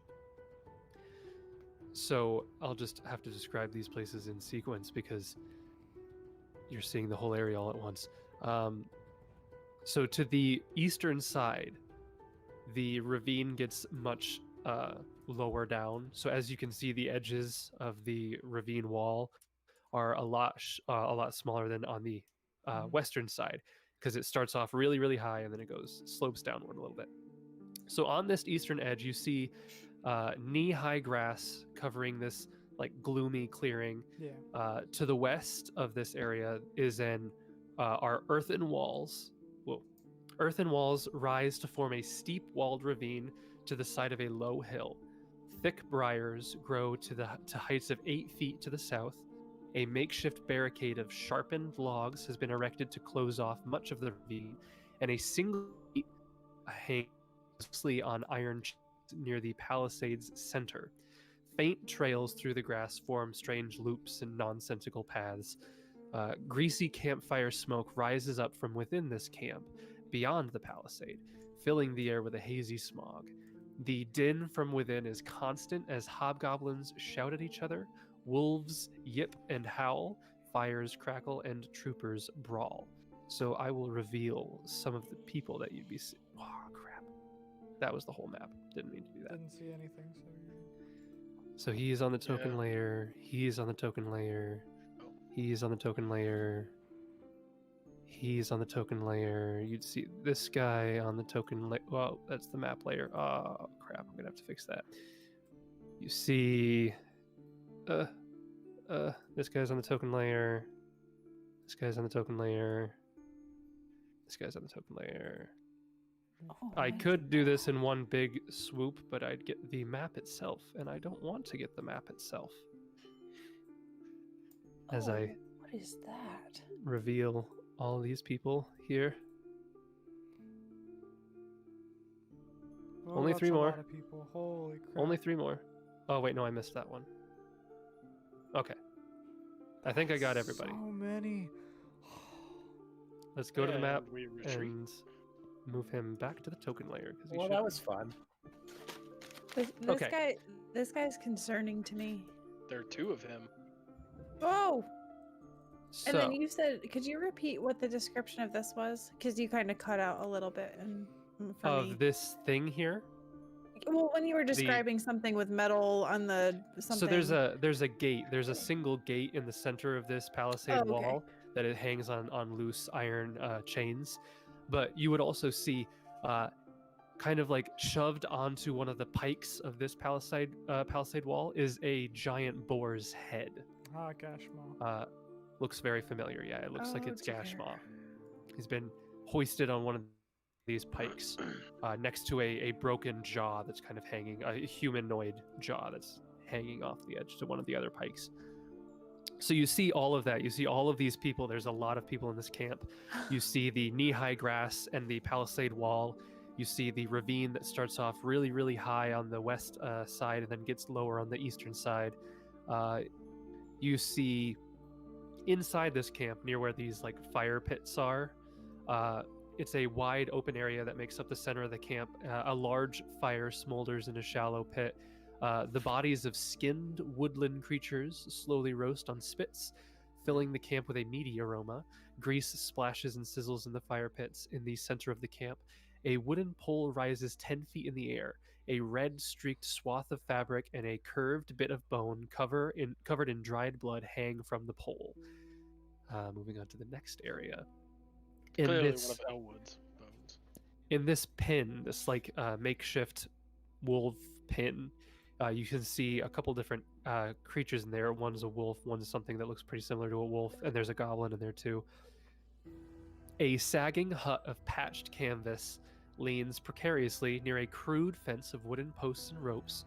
The patch of bloody, overturned earth within serves as the animal pen, you can pretty clearly piece together. A stretched section of hide shades a far corner with furs and straw piled into a soft bed. Curiously, for an animal pen, there is no gate on the fence, only a wide opening. Moving on to the next area. You cannot see inside this tent up above the campfire. There is an entrance to the southern side of the tent, but you can't see inside of it because it is an enclosed area. I assume I can't see inside this one either. You cannot see inside of that one either, or the one that was at the bottom. You can only see the exterior of that one. In the back, the place with all of these beds that are lined up, you can see that this is just a simple canvas-walled lean-to that conceals 8 tidy bedrolls and several cast iron buckets. Tidy? And- Oh, at least they're tidy about it. Yep.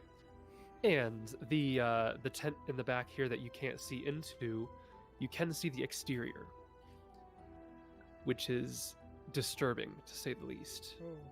The skins of many humanoids, many with faces still twisted in agony, make up the walls of this gruesome domed tent. Rough stitches hold it together, and that's all you can see.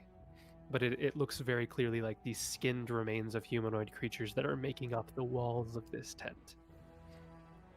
And I think there's one more area, yes. And of course, you can see at the top of this ravine is what looks to be a watchtower. It's just a simple wooden watchtower that rises above the ravine's far end.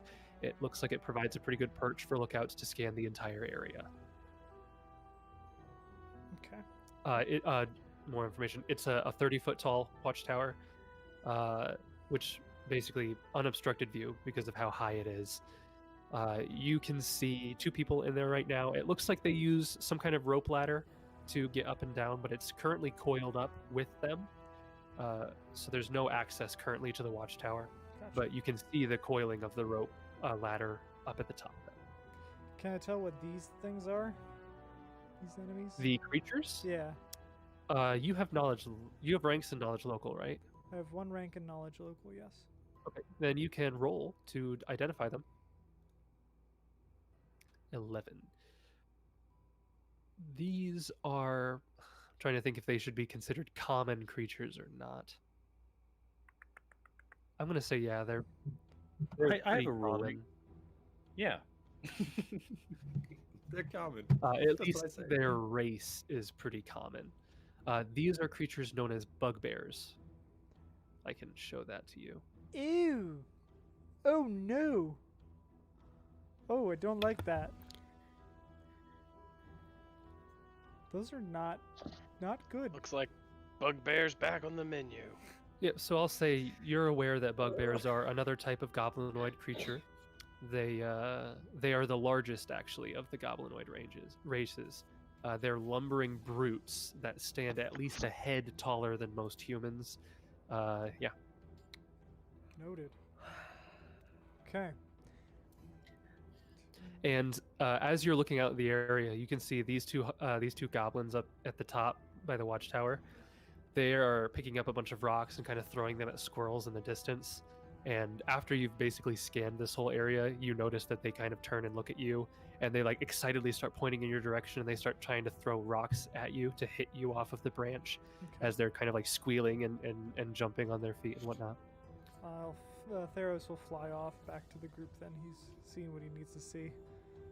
You hear them shout out in anger and frustration and sadness as you disappear, and they are unable to reach you with their stones. What'd you think was going to happen, gobbies? That the bird was just going to stay there and take it? No, you're not goading me into it. No, I'm not attacking them solo as much as you would love that, Jason. They just have rocks. What's the worst that could happen? And so yeah, you make it back to the group, and you relay all that information, I assume. Yes, that there are 7 goblins, 8 hobgoblins, and 3 bugbears, at least, from what I can tell. That's what Theros will relay that information. Not to mention the boss that is in the tent. Yes, Oh, I guess I can roleplay that out. I don't know what you're talking about. He'll change back into his druid form, and Theros will tell him, "Oh dear, I think we might be biting off more than we can chew here. I counted 6, 7 goblins, 8 hobgoblins, 3 bugbears at least. There were a number of tents I couldn't see inside.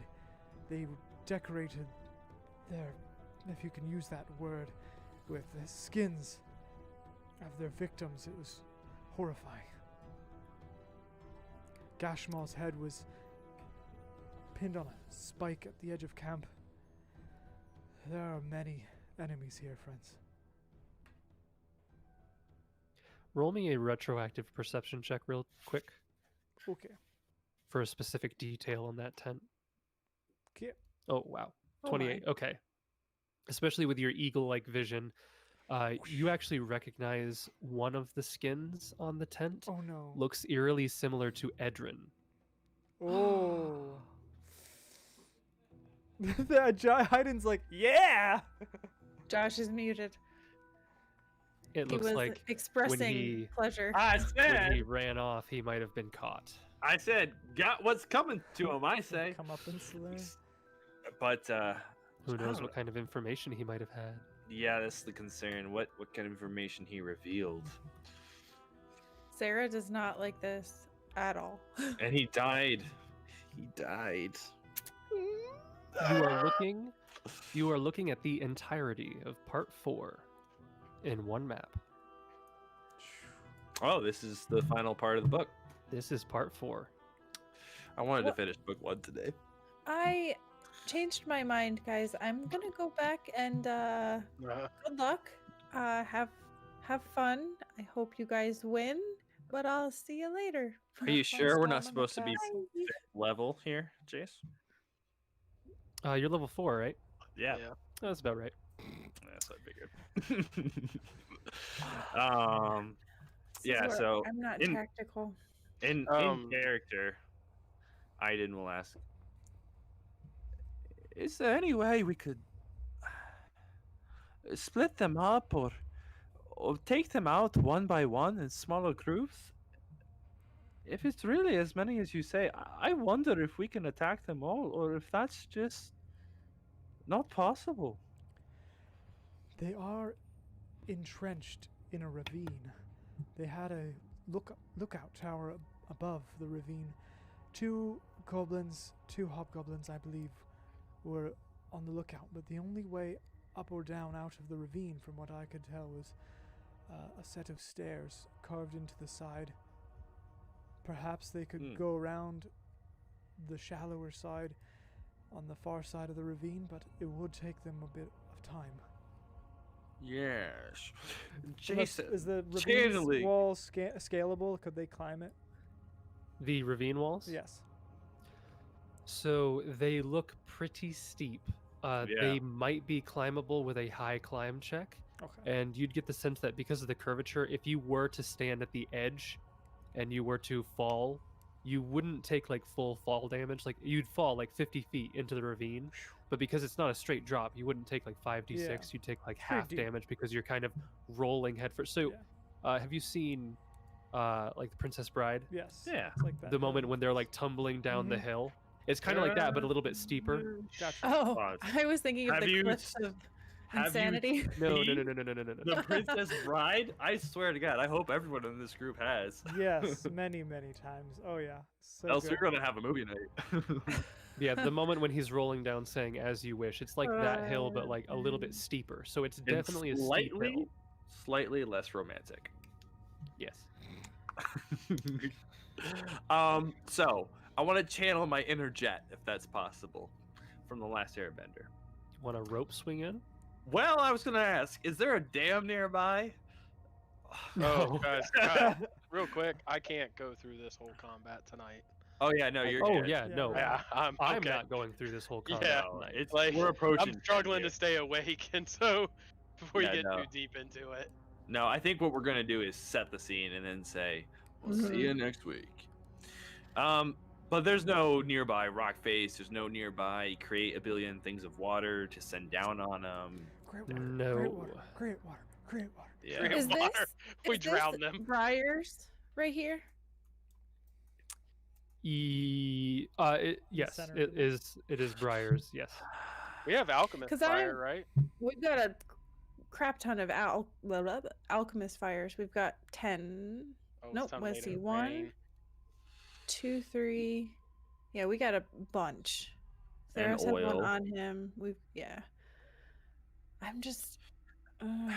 We could stalk for a night assault. But And they've got dark vision, and we don't. So we'd have Yeah, to have but- our iron torches. Well, it puts us at a chief disadvantage with them having dark vision. Yeah. But setting things ablaze, taking care of this side of the map before engaging the whole lot of them. Hopefully these caged guys stay caged. That could be a big boon. The If maybe door we- is wide open. There is no gate Oh, on okay. that pen. Okay. The animal pen is just left wide open. Oh man, I almost need like a week just to think about what to do. Yeah. I feel that. Good thing Here, we here. have like a week to think about what to do. I agree, Jace. I say you just end the session here. Do you want to end it here? That's fine. Yeah, I think so, because I got to figure out how I'm going to approach this.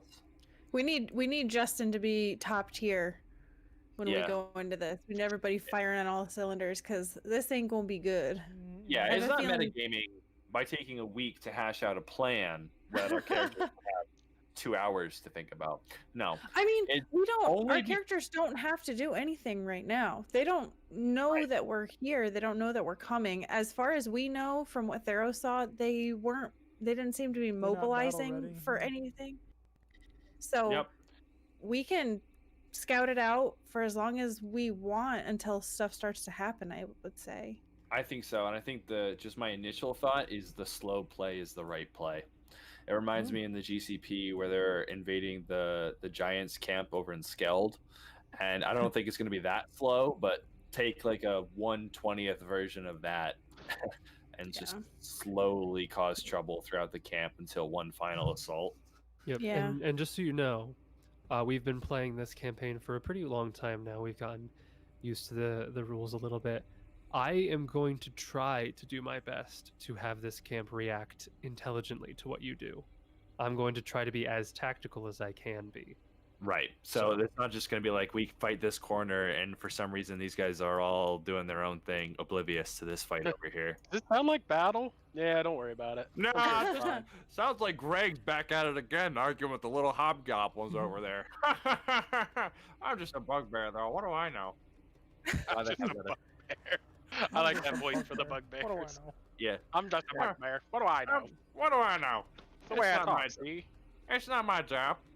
I just hit things, you know? They hire me to smash heads, not to think.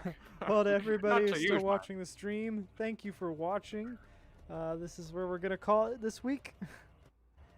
Absolutely. Thank you, everyone who stuck with it. Hope you enjoyed, because I did. Yeah, Special thanks, thanks to Safety Waffles for being the official first non-Sammy follow of this new channel, and for sticking with us throughout the stream. And shout out to Sammy for that awesome graphic and the follow animation. So cool. Absolutely. And the recap, as always, Sammy, I'll send your royalties soon. Also, Safety Waffles is a fantastic name. That is amazing. It's absolutely Yes. awesome. Far better than Danger Waffles. Is that a reference? Because I don't get it. I have no idea. Oh. Again, Danger Waffles thank you, is everybody. actually a thing. And here goes the That's a stream. stream. It's too late.